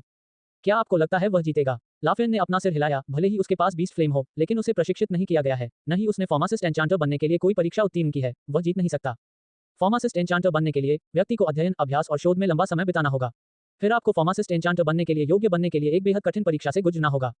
वह एक सामान्य व्यक्ति है, शायद वह भाग्यशाली है इसलिए उसके पास ऐसी बीस्ट फ्लेम है। मुझे लगता है कि उसे कोई खजाना मिल गया है, इसीलिए उसके पास इतने सारे सोने के सिक्के हैं। तो निष्कर्षतः क्या आपको लगता है कि रेडियस जीतेगा? लाथेल ने मुस्कुराते हुए कहा। लाफियन ने अपना सिर हिलाया। हाँ, रेडियस निश्चित रूप से जीतेगा। बचपन से उसका पालन पोषण किया गया है और उसके शरीर में जादुई ऊर्जा अपनी सीमा तक पहुंच गई है। अगर मेरा अनुमान सही है तो इस बार वह अपनी सीमाओं को तोड़ने के लिए 2 सितारा पदोन्नति परीक्षा का उपयोग करना चाहता है। मैंने आसपास के लोगों को ये कहते हुए भी सुना कि वह फार्मासिस्ट टॉवर में एक फार्मासिस्ट जादूगर का बेटा है। निश्चित रूप से उसके पास संसाधनों की कमी नहीं है और उसे बचपन से ही प्रशिक्षित किया गया है। एक व्यक्ति जो बचपन से पेशेवर रूप से प्रशिक्षित है और एक भाग्यशाली व्यक्ति है, चाहे आप इसे कैसे भी देखें, भाग्यशाली व्यक्ति को इस बार बुरी किस्मत का सामना करना पड़ा है। अगर वह अधिक विनम्र और धैर्यवान होते तो शायद उनका भविष्य बेहद उज्जवल होता। लाथेल ने आह भरी, यदि मुख्य पात्र विनम्र है तो खलनायकों का सामना कौन करेगा? वह आत्मविश्वास से मुस्कुराया। हाँ। तो लाफियन, क्या तुम मेरे साथ शर्त लगाने की हिम्मत करते हो? तुम्हारे साथ शर्त लगाओ, तुम्हारा क्या मतलब है? ये सही है, अगर आपको विश्वास है कि रेडियस जीतेगा तो चलिए शर्त लगाते हैं।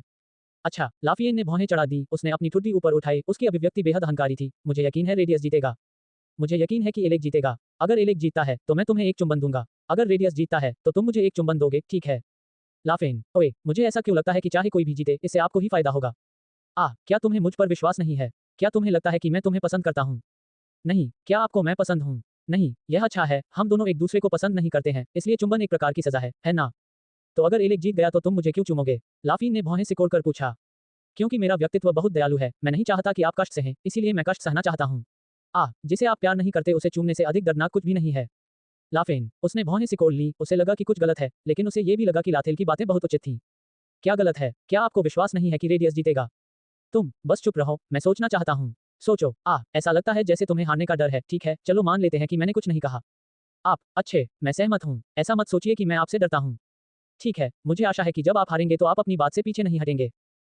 मैं चर्च की कानून प्रवर्तन टीम का कप्तान हूँ। मेरे लिए वादे जीवन से अधिक मूल्यवान है, मैं अपना वचन कभी नहीं तोड़ूंगा। अच्छा, जो अपना वचन तोड़ेगा वह नरक में जाएगा। मान गया। चार्लोट को लेथेल ने पकड़ रखा था, उसकी आंखें स्वप्निल थी जैसे कि वह सोने वाली हो, क्योंकि वह अपने परिवेश से पूरी तरह अनजान थी। अल्पविराम। द्वारपाल की नजर जमीन पर पड़े सोने के सिक्के पर पड़ी और उसे बहुत शर्मिंदगी और अपमानित महसूस हुआ। एलेक को एन्चांटर टॉवर में प्रवेश न करने देने के बारे में उसे थोड़ा पछतावा हुआ। अगर नहीं, इस दुनिया में कोई अगर नहीं था, न ही कोई अफसोस की दवा थी। अचानक काले जादूगर की पोशाक पहने एक युवक नीचे झुका और एलेक द्वारा जमीन पर फेंका गया सोने का सिक्का उठा लिया। उसने सोने के सिक्के पर लगी धूल को झाड़ा और मुस्कुराया। एक सोने का सिक्का कई लोगों को अपना पेट भरने में मदद कर सकता है, आप इसे उठाने की हिम्मत क्यों नहीं करते? द्वारपाल ने सिर उठाया और सामने युवक की ओर देखा। ये व्यक्ति एक अभिजात वर्ग की तरह अत्यंत सौम्य भाव के साथ शालीनता और विलासितापूर्ण कपड़े पहने हुए था। उसके बगल में चल रही लड़की भी बेहद खूबसूरत थी और उसमें थोड़ा अहंकार था जो अक्सर रईसों में होता है। और जिस छोटी लड़की को उस युवक ने पकड़ रखा था वह भी अत्यंत मनमोहक थी, जैसे कि भगवान द्वारा बनाई गई कोई गुड़िया हो। लाथेल ने रिसेप्शन काउंटर पर सोने का सिक्का रखा, उसके चेहरे पर एक दोस्ताना मुस्कान थी। यह मत सोचो कि तुम अपमानित हो, इसके विपरीत तुमने एक द्वारपाल के रूप में अपना कर्तव्य बहुत अच्छी तरह से निभाया है। अगर कोई एन्चांटर टॉवर के अंदर जा सकता है तो लोग इस जगह का सम्मान नहीं करेंगे। द्वारपाल ने लाथेल की ओर देखा, मुस्कुराया और सिर हिलाया। धन्यवाद। मुझे धन्यवाद देने की कोई आवश्यकता नहीं है, मैंने तुम्हें सिर्फ यह एहसास दिलाने में मदद की है कि तुमने कुछ भी गलत नहीं किया है।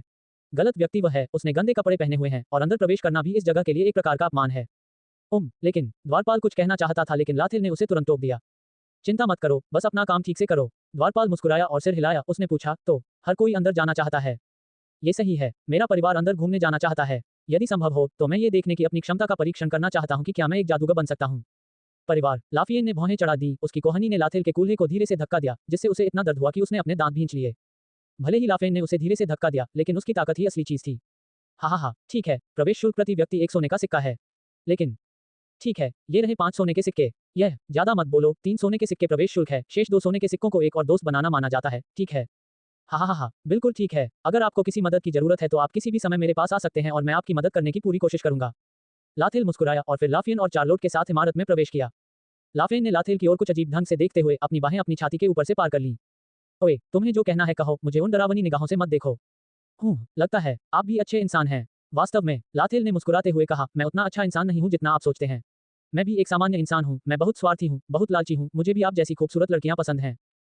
तुम पिटना चाहते हो, है ना? अगर तुम मुझे हरा सकते हो तो कोशिश करो, हा। लाथेल ने उसे चिढ़ाया, लेकिन लाफियन को असहजता महसूस नहीं हुई। इसके विपरीत उसे थोड़ा मजा आया क्योंकि यह पहली बार था कि किसी ने उससे इस तरह से बात की थी। हालांकि हॉल के अंदर रेलिंग पर एक आकृति खड़ी थी, नीचे देखने पर उस व्यक्ति की नजर पूरी तरह से लाथेल पर टिकी हुई थी। अंत में मुझे आप मिले। लाथेल कांप उठा और इधर उधर देखने लगा। लाफियन ने भौहें चढ़ाई, क्या कुछ गड़बड़ है? नहीं, लाथेल ने अपना सिर हिलाया, ये बस मुझे ऐसा लग रहा है जैसे कोई मुझे देख रहा है। लाफियन ने आह भरी और अपना सिर हिलाया। हॉल में बहुत सारे लोग हैं। बेशक, चूंकि हमने इस तरह के कपड़े पहने हैं, इसलिए कोई हमारी ओर ध्यान देगा। लाथेल को लगा कि यह उचित था, हालांकि वह कपकपी का एहसास थोड़ा परिचित था, ऐसा लग रहा था मानो उसने इसे पहले भी महसूस किया हो। हालांकि अभी उसे याद नहीं आ रहा कि उसे वह एहसास कहाँ महसूस हुआ था। अंत में उसने अपना सिर हिलाया और एलेक के पीछे चला गया। लाथेल ने अचानक लाफेन से फुसफुसाया, कृपया थोड़ी देर बाद मेरे साथ सहयोग करें। आप क्या करने जा रहे हैं? ज्यादा मत पूछो, मैं कुछ बहुत दिलचस्प करने वाला हूँ, क्या तुम मेरा सहयोग करोगे? क्या तुम फिर से कुछ गंदा करने की योजना बना रहे हो? लाथेल ने चिल्लाते हुए कहा, अच्छा, यदि आप मेरी सहायता नहीं करना चाहते हैं तो मैं अब आप पर ध्यान नहीं दूंगा। आपको याद रखना चाहिए, इस शहर में आपको जो कुछ भी करना है उसके लिए सोने के सिक्कों की आवश्यकता होती है। आप जो कपड़े पहन रहे हैं, खाना, यहाँ तक कि वह जगह जहाँ आप सोने जा रहे हैं, क्या आप अस्तबल में सोना चाहते हैं? लाफीन ने दांत पीसते हुए कहा, मैं आप जैसे बेशर्म व्यक्ति से कभी नहीं मिला। अब तुम मुझसे मिल चुके हो। अगर तुम बुरे काम करोगे तो मैं तुम्हारा साथ नहीं दूंगा। हा, चिंता मत करो, मैं बस सामने वाले को थोड़ा चिढ़ाऊंगा। एलेक, ठीक है, बाद में तुम्हें बस खड़े रहना होगा और मेरे साथ थोड़ा सहयोग करना होगा। लाफेन ने आह भरते हुए कहा, ठीक है। लाथेल मुस्कुराया, फिर एलेक की ओर देखा और चिल्लाया, एलेक। एलेक सोच रहा था कि वह कैसे दिखावा करे कि वह कितना प्रतिभाशाली और सुंदर है, तभी अचानक उसके पीछे से एक आवाज आई। उसने अपना सिर घुमाया और एक परिचित चेहरा देखा जिसने उसे चौंका दिया। लाथेल। एलेक। लाथेल मुस्कुराते हुए चेहरे के साथ एलेक के पास आया। मैंने नहीं सोचा था कि मैं आपसे यहाँ मिल पाऊंगा। एलेक शर्मिंदा और दोषी दोनों था और इसने उसे हकलाने पर मजबूर कर दिया। वह दिन। लाथेल ने आह भरी, एलेक, मुझे उस दिन की याद मत दिलाओ। मुझे तुम्हारे लिए खेद है। क्या यह मेरी गलती नहीं है? एलेक को लगा कि उसका आईक्यू ये समझने के लिए पर्याप्त नहीं था कि क्या हो रहा था। वह वही था जिसने लाथेल को तब छोड़ा था जब लाथेल खतरे में था और मरने के करीब था। लेकिन अब लाथेल ने कहा कि उसे एलेक के लिए खेद है। एलेक ने बहुत सोचा लेकिन उसे समझ नहीं आया कि समस्या कहाँ है। लाथेल ने कहा, उस दिन आसपास के भूतों को भगाने में आपकी मदद करने के लिए धन्यवाद। मैं बिना किसी खतरे के सफलतापूर्वक समतल हो गया। जागने के बाद मैंने आपको धन्यवाद देने की योजना बनाई लेकिन मुझे नहीं पता था कि आपको कहाँ ढूंढूं। उस पल मुझे एहसास हुआ कि आप जा चुके थे। लाथेल ने निराश और उदास होकर आह भरी, मुझे पता है कि तुमने मुझे छोड़ दिया क्योंकि मैं बहुत कमजोर हूँ। लेकिन मैं अब भी मुझे ऊपर उठाने में मदद करने के लिए आपको धन्यवाद देना चाहता हूँ। आपका धन्यवाद, मैं जानता हूँ कि कैसे ऊपर जाना है। आपका धन्यवाद, मैं सुरक्षित रूप से ऊपर चढ़ सका। एलेक स्तब्ध था, उसका दिमाग कुछ भी नहीं सोच पा रहा था। वह केवल हकला सकता था और कह सकता था, सच में, मुझे उन विवरणों की परवाह नहीं है। क्या तुमने पहले ही स्तर बढ़ा लिया है? ये सही है, अब मैं 10 के स्तर तक पहुंच गया हूँ। सचमुच बधाई हो, एलेक हकलाया। हालांकि अपने दिल में उसने तुरंत अपने शिक्षक से पूछा, शिक्षक, उसे मर जाना चाहिए था, है ना? उसके शिक्षक की आवाज उसके सिर में गूंज उठी। शायद सबसे खतरनाक क्षण में वह इतना भाग्यशाली था कि सफलतापूर्वक स्तर ऊपर पहुंच गया, इसीलिए वह जल्दी ही स्तर 10 पर पहुंच गया। वैसे भी यह कोई दुर्लभ बात नहीं है। इस दुनिया में कई लोगों को उसके जैसी ही स्थिति का सामना करना पड़ा है। ये सुनकर एलेक मन ही मन खुश हुआ, बहुत बढ़िया। ये बेवकूफ सोचता है कि मैंने ही उसे बचाया और उसकी मदद की, लेकिन वह ये नहीं जानता कि मैंने उसे तब छोड़ दिया जब वह खतरे में था।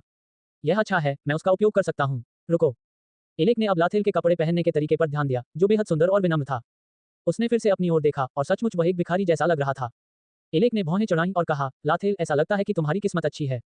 हा, मुझे भी नहीं पता। लाथेल ने अपना सिर खुजलाया और कुछ हद तक मूर्खतापूर्ण भाव से कहा, मुझे इस जगह तक पहुंचने का रास्ता मिल गया। मैं एक भिखारी की तरह थोड़ा गंदा और अस्त व्यस्त था। मुझे बेहद अपमानित महसूस हुआ, इसलिए मैं कुछ अच्छे कपड़े पहनना चाहता था। एलेक, मुझे ऐसा क्यों लग रहा है कि वह मुझे डांट रहा है?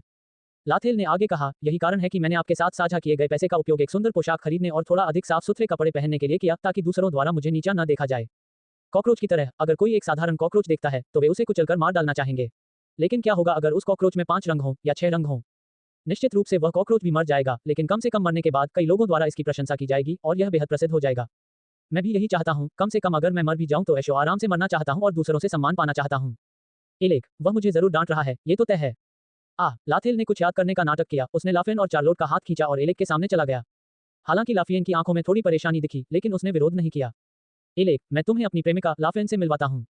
ये सुनकर लाफियन चौंक गई। उसने भौहें चढ़ा ली और लाथेल की ओर देखा, लेकिन फिर भी उसने खुद को रोकने की कोशिश की। और यह एक छोटी लड़की है जिसे मैंने जंगल में उठाया था। ये छोटी लड़की बहुत गरीब है। बिना पिता या माँ के मैंने उसे अकेले भटकते देखा। मैं जीवन भर इस लड़की की देखभाल करने की योजना बना रहा हूँ। एलेक ने लाफियन और चार्लोट को देखा और अपना मुंह खोला। उसकी आंखें चौड़ी हो गईं, उसका चेहरा अविश्वास से भर गया। खूबसूरत, बहुत सुंदर, लाफियन बहुत सुंदर है, वो वक्र। यह अच्छा होगा यदि मेरा हाथ इसे छू सके। और वह लड़की इतनी उत्तम, कला की उत्कृष्ट कृति की तरह। क्या बकवास है, वह इतना भाग्यशाली कैसे हो सकता है? लाथेल ने एलेक पर नजर डाली और तुरंत महसूस किया कि एलेक आश्चर्यचकित और ईर्ष्यालु था। हाँ, आप मुख्य पुरुष हैं, लेकिन जब आप अपने दोस्तों को खतरे में देखते हैं तो आप भाग जाते हैं। अच्छा, मैं तुम्हें जलन से मरने पर मजबूर कर दूंगा। हाँ। एलेक ने अपनी लार निगल ली। उसके लिए इस स्थिति पर विश्वास करना कठिन हो गया। फिर उसने हकलाते हुए कहा, लाथेल, तुमने कहा था कि तुम एक सुदूर ग्रामीण इलाके से आए हो, ठीक है? ये सही है, लेकिन ये लड़की ऐसी नहीं लगती कि वह ग्रामीण इलाके से है। वह एक कुलीन है ना? ये सही है, लाथेल ने मुस्कुराते हुए कहा, ठीक से कपड़े पहनने के लिए धन्यवाद। जब मैं इस जगह पर आया तो मैं तुरंत उसके जैसी एक अच्छी लड़की से मिला। थप्पड़। एलेक को ऐसा महसूस हुआ जैसे लाथेल ने उसके चेहरे पर 2 बार थप्पड़ मारा हो, जिससे उसे दर्द और अपमान दोनों का एहसास हुआ। क्या बकवास है, मुझे ऐसे ही कपड़े पहनने चाहिए थे। फिर जब मैं अपनी अविश्वसनीय प्रतिभा दिखाऊंगा तो प्रभाव और भी आश्चर्यजनक होगा। मेरे चारों ओर की निगाहें भी मेरे प्रति तिरस्कार से प्रशंसा में बदल जाएंगी। मुझसे कुछ गलती हुई है। क्या मुझे खूबसूरत लड़कियों के साथ फ्लर्ट करने के लिए लाथेल की तरह कपड़े पहनने होंगे? क्या मेरे द्वारा पढ़े गए उपन्यास में विवरण गलत हैं? यह असंभव हूँ। आखिरकार वह फ्रैंक प्रतिभा वाला एक बेकार जादूगर है। क्योंकि मैंने अभी तक अपनी प्रतिभा नहीं दिखाई है। अगर मैं अपनी प्रतिभा प्रकट करूंगा तो निश्चित रूप से मेरे आसपास की सभी लड़कियां मुझे प्रशंसा की दृष्टि से देखेंगी। शामिल। एलेक ने लाफियन को घूरते हुए सोचा। उसकी आंखें उसके शरीर का ध्यानपूर्वक निरीक्षण कर रही थीं। लाफियन कांप उठा, लाथेल के पास गया और उसके कान में फुसफुसाया, क्या मैं उस गंदे आदमी को पीट कर मार सकता हूँ? हे, क्यों? वह मुझे गंदी नजरों से देख रहा है, वह एक बुरा आदमी है। लाथेल ने अपना माथा पकड़ लिया। दूसरी बहन? क्या तुम मेरी दूसरी बहन हो? यदि वह एक सामान्य व्यक्ति होता तो मैं तुम्हें उसके 100 टुकड़े करने देता। लेकिन वह मुख्य पुरुष है। वह पुरुष नायक है। वह मुख्य पुरुष है। महत्वपूर्ण बातें 3 बार कहनी पड़ती हैं। ठीक है, लाथेल ने आह भरी और लाफियन के कान में फुसफुसाया, आप चर्च के सदस्य हैं, आपको पूरी दुनिया को प्यार देना चाहिए, है ना? लेकिन ये ठीक है, वह एक बुरा इंसान है, लेकिन मेरा मानना है कि मैं उसे एक अच्छा इंसान बनने में मदद कर सकता हूँ। ये सुनकर लाफियन आश्चर्यचकित रह गई। उसकी खूबसूरत आंखें लाथेल को घूरने लगीं। अचानक उसे ऐसा महसूस हुआ जैसे लाथेल के चारों ओर एक प्रभामंडल चमक रहा है। लाफियन ने कोई उत्तर नहीं दिया, क्योंकि उसने बस हल्का सा सिर हिलाया। लेकिन एलेक की नजरों में लाथेल और लाफियन उसके सामने एक दूसरे के साथ अंतरंग हो रहे थे, मानो वे उसे नीची दृष्टि से देख रहे हों। एलेक क्रोधित था। उसने अपने दांत पीस लिए और कहा, लाथेल, मैं तुम्हें थोड़ा ध्यान देने की सलाह देता हूँ। अच्छे कपड़े पहनने का मतलब यह नहीं है कि तुम कुलीन हो। इसके विपरीत, अगर इस सुंदरता को पता चलता है कि आप एक देहाती लड़के हैं जिसके पास केवल एफ रैंक प्राकृतिक प्रतिभा है, तो आप बहुत शर्मिंदा और अपमानित होंगे। एलेक ने देशी लड़के और केवल प्राकृतिक एफ रैंक रखने वाले शब्दों पर जोर देने की कोशिश की ताकि लाफियन सुन सके। लेकिन लाफियन ने एलेक द्वारा कही गई बात पर ध्यान नहीं दिया और बस दूसरी दिशा में देखा, अपनी मतली भरी आंखों पर ध्यान नहीं देना चाहता था। लाथेल क्रोधित नहीं थे, बल्कि मुस्कुराए और कहा, हाँ, आप सही हैं, ये बस है। आखिरकार हर किसी का एक सपना होता है। भले ही मुझे धोखेबाज पाया जाता, कम से कम मैं जीत जाता उसका दिल। लाथेल ने लाफियन का हाथ कसकर पकड़ते हुए कहा। लाफियन चौंक गया और उसने लाथेल की ओर देखा। अचानक उसे लगा कि लाथेल अभी बिल्कुल भी नफरत नहीं कर रहा है। लाथेल ने आगे कहा, इसके अलावा मुझे नहीं लगता कि इस वजह से लाफियन मुझसे रिश्ता तोड़ देगा, है ना? उसने लाफियन को आंख मारते हुए कहा, मतलब उसे उसका साथ देना था। लाफियन ने अपने होंठ भींचे और सिर हिलाने की कोशिश की, लेकिन अपने दिल में उसे लगा कि कुछ ठीक नहीं है। जब एलेक ने ये देखा तो उसने अपने हाथों को इतनी कसकर भींच लिया कि वे सफेद हो गए और उसका चेहरा गुस्से से लाल हो गया। पर्याप्त, रेडियस फिर चिल्लाया, क्या आपने काफी बकवास नहीं की? क्या आपको लगता है कि मेरे पास यहाँ रहने और आप लोगों की बकवास बातें सुनने के लिए पर्याप्त समय है? यदि आप प्रतियोगिता जारी रखना चाहते हैं तो जल्दी करें, अन्यथा आप सीधे हार मान लेंगे। जब रेडियस बोल रहा था उसने लालच से लाफेन की ओर देखा। वैसे भी लाफेन भी एक खूबसूरत लड़की थी, बेहद खूबसूरत। इसके अलावा उसके पास आकर्षक कर्व्स भी थे जो ही रेडियस को घूरते थे। एलेक गुस्से में था और वह आपत्ति करना चाहता था, लेकिन लाथेल तेज था। क्या आप मेरे बिग ब्रदर को डांट रहे हैं? रेडियस ने तिरस्कारपूर्वक कहा, आह, क्या वह तुम्हारा सबसे बड़ा भाई है? भले ही तुम शानदार कपड़े पहनते हो, लेकिन देहाती गंध अभी भी बहुत मजबूत है। ओह, क्या कोई मुझे रुमाल उधार दे सकता है? मैं अपनी नाक ढकना चाहता हूँ। इस जगह पर ग्रामीण इलाकों की गंध इतनी तेज है, मैं सांस नहीं ले सकता। अच्छा नहीं, मुझे उल्टी होने वाली है। हा हा हा। सुंदरता। रेडियस ने अचानक लाफेन की ओर देखा और मुस्कुराया। बेहतर होगा कि तुम इन बेवकूफों के साथ न जाओ। अगर तुम चाहो तो मैं तुम्हें अपनी औरत बनने दे सकता हूँ, साथ ही तुम जो चाहोगी मैं तुम्हें दिलाऊंगा। लाफियन ने अपने दांत पीस लिए, क्योंकि वह बहुत अपमानित महसूस कर रही थी। दरार, हाथों को इतनी कसकर बांधा गया था कि वे सफेद हो गए और हड्डियों के चटकने की आवाज आने लगी। ये जानने के लिए काफी था कि लाफियन कितने गुस्से में थे। जैसे ही लाफियन विस्फोट करने वाला था, लाथेल का हाथ उसके कंधे पर रखा गया। लाफियन ने लाथेल की ओर देखा, उसने देखा कि वह सिर हिलाते हुए दृढ़ निश्चय के साथ उसकी ओर देख रहा था। हालांकि लाफियन को समझ नहीं आया कि जब उसने लाथेल को देखा तो उसके दिल का गुस्सा अचानक आधा क्यों कम हो गया। लाथेल ने रेडियस की ओर देखा, मुस्कुराया और कहा, मैंने नहीं सोचा था कि एक सितारा फार्मासिस्ट जादूगर मेरे जैसे देहाती लड़के की महिला को लेना चाहेगा। रेडियस ने भौहें चढ़ाई। यार, क्या तुम जानते हो कि तुम किससे बात कर रहे हो? हा हा हा, बिल्कुल मुझे पता है, आप रेडियस 1 स्टार फार्मासिस्ट एन्चांटर हैं। क्या आप जानते हैं कि मेरा सबसे बड़ा भाई कौन है? लाथेल अचानक चिल्लाया, उसकी आवाज इतनी तेज थी कि हॉल में मौजूद सभी लोगों का ध्यान उसकी ओर गया। मैं आपको बता दूं, मेरा सबसे बड़ा भाई एलेक एक प्रतिभाशाली व्यक्ति है। लाथेल जोर जोर से चिल्लाता रहा, उसकी आवाज पूरे हॉल में गूंजती रही। ये स्थान मूल रूप से बहुत शांत था, क्योंकि इस स्थान पर प्रवेश करने वाले सभी लोग ज्ञान चाहने वाले लोग थे। लेकिन चूंकि यह बहुत शांत था, लाथेल की आवाज ही एकमात्र आवाज थी जिसने चुप्पी को तोड़ दिया, जिससे हर कोई उनके चारों ओर इकट्ठा होना शुरू हो गया। जब लाथेल ने लोगों को यहाँ इकट्ठा होते देखा तो वह हंसा और जोर से बोला, जब एलेक का जन्म हुआ था तो आकाश में अजीब घटनाएं दिखाई देती थी। आकाश में टूटते तारे भर जाते थे, गुलाबी बादल तैरते थे और आधी रात को मुर्गे बांध देते थे। एलेक, भले ही वह जो कह रहा है वह सही नहीं है, लेकिन लोगों द्वारा प्रशंसा पाना बुरा नहीं है। सही सही सही, मेरी प्रशंसा करते रहो। एलेक ने अपना सिर उठाया जैसे कि हर कोई अपना चेहरा स्पष्ट रूप से देख सके। लाथेल ने आगे कहा, जब वह 1 साल का था तो वह बात कर सकता था। जब वह 3 साल का था तो उसने किताबें पढ़ना सीख लिया। जब वह 5 साल का था तो उसने पहले ही जादू के लिए अपनी प्रतिभा का प्रदर्शन कर लिया था। सही सही सही, आप सही कह रहे हैं, मैं एक जीनियस हूँ। एलेक ने सिर हिलाया, उसके चेहरे पर अहंकारपूर्ण मुस्कान दिख रही थी।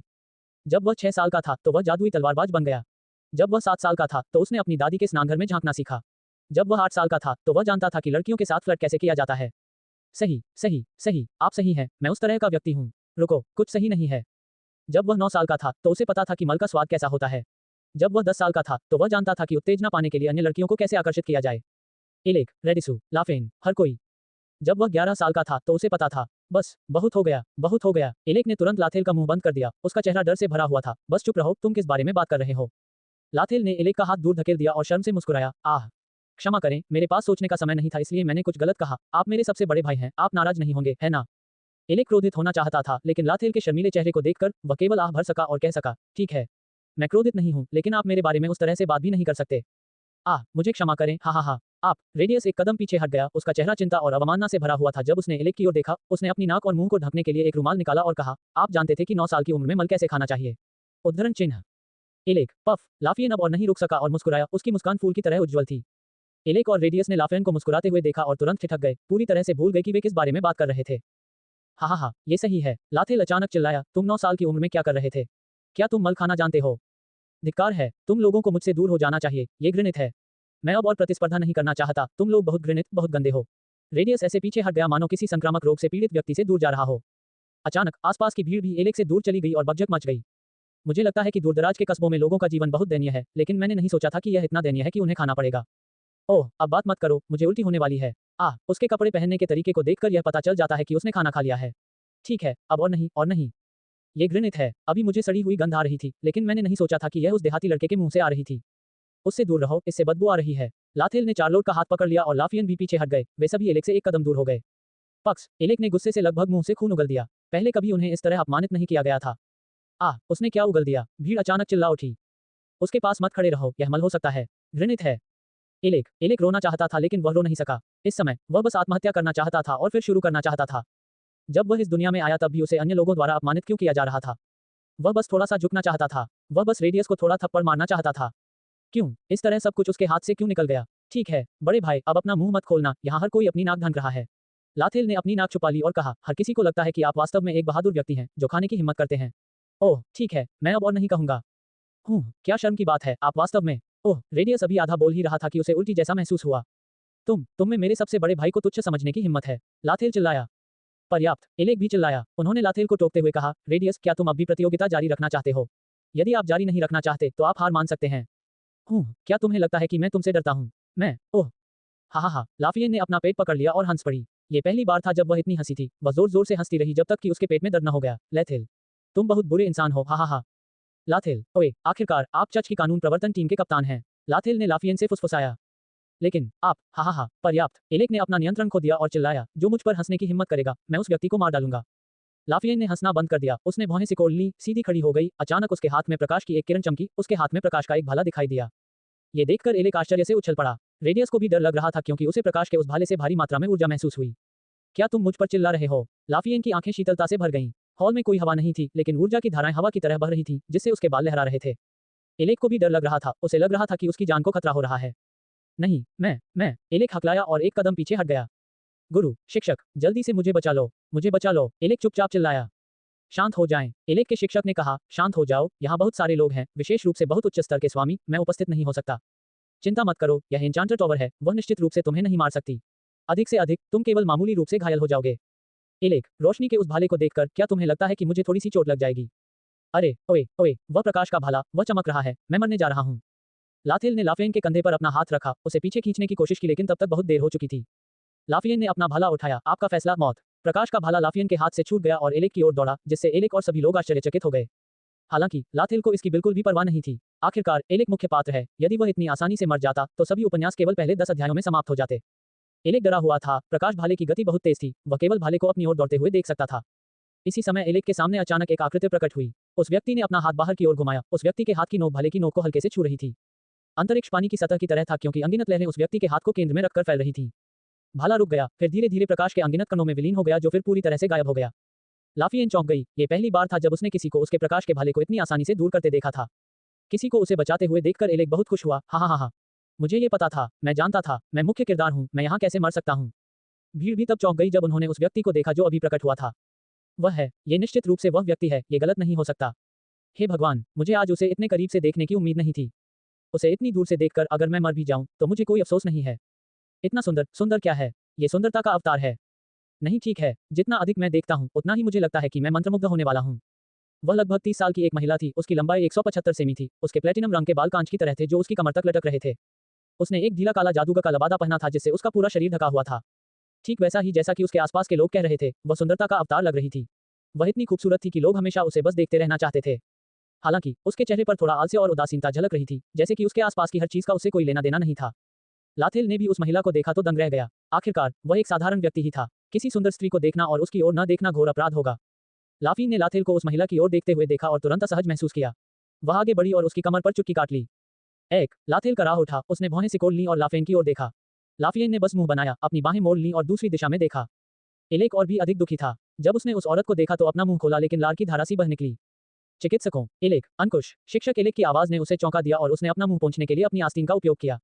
शिक्षक, वह महिला बहुत सुंदर है, मैं नहीं बनाया गया हूँ। एलेक के शिक्षक ने गुस्से में कहा, जब आप एक खूबसूरत महिला को देखते हैं तो आप सब कुछ भूल जाते हैं। आप ऐसे स्वामी कैसे बन सकते हैं? एलेक को इस बात की कोई परवाह नहीं थी कि उसके शिक्षक ने क्या कहा, वह बस उस महिला को देखता रहा। रेडियस भी इस समय चौंका, उसने अपना मुंह खोला और हकलाते हुए कहा, द फिफ्थ एल्डर, लिलिथ।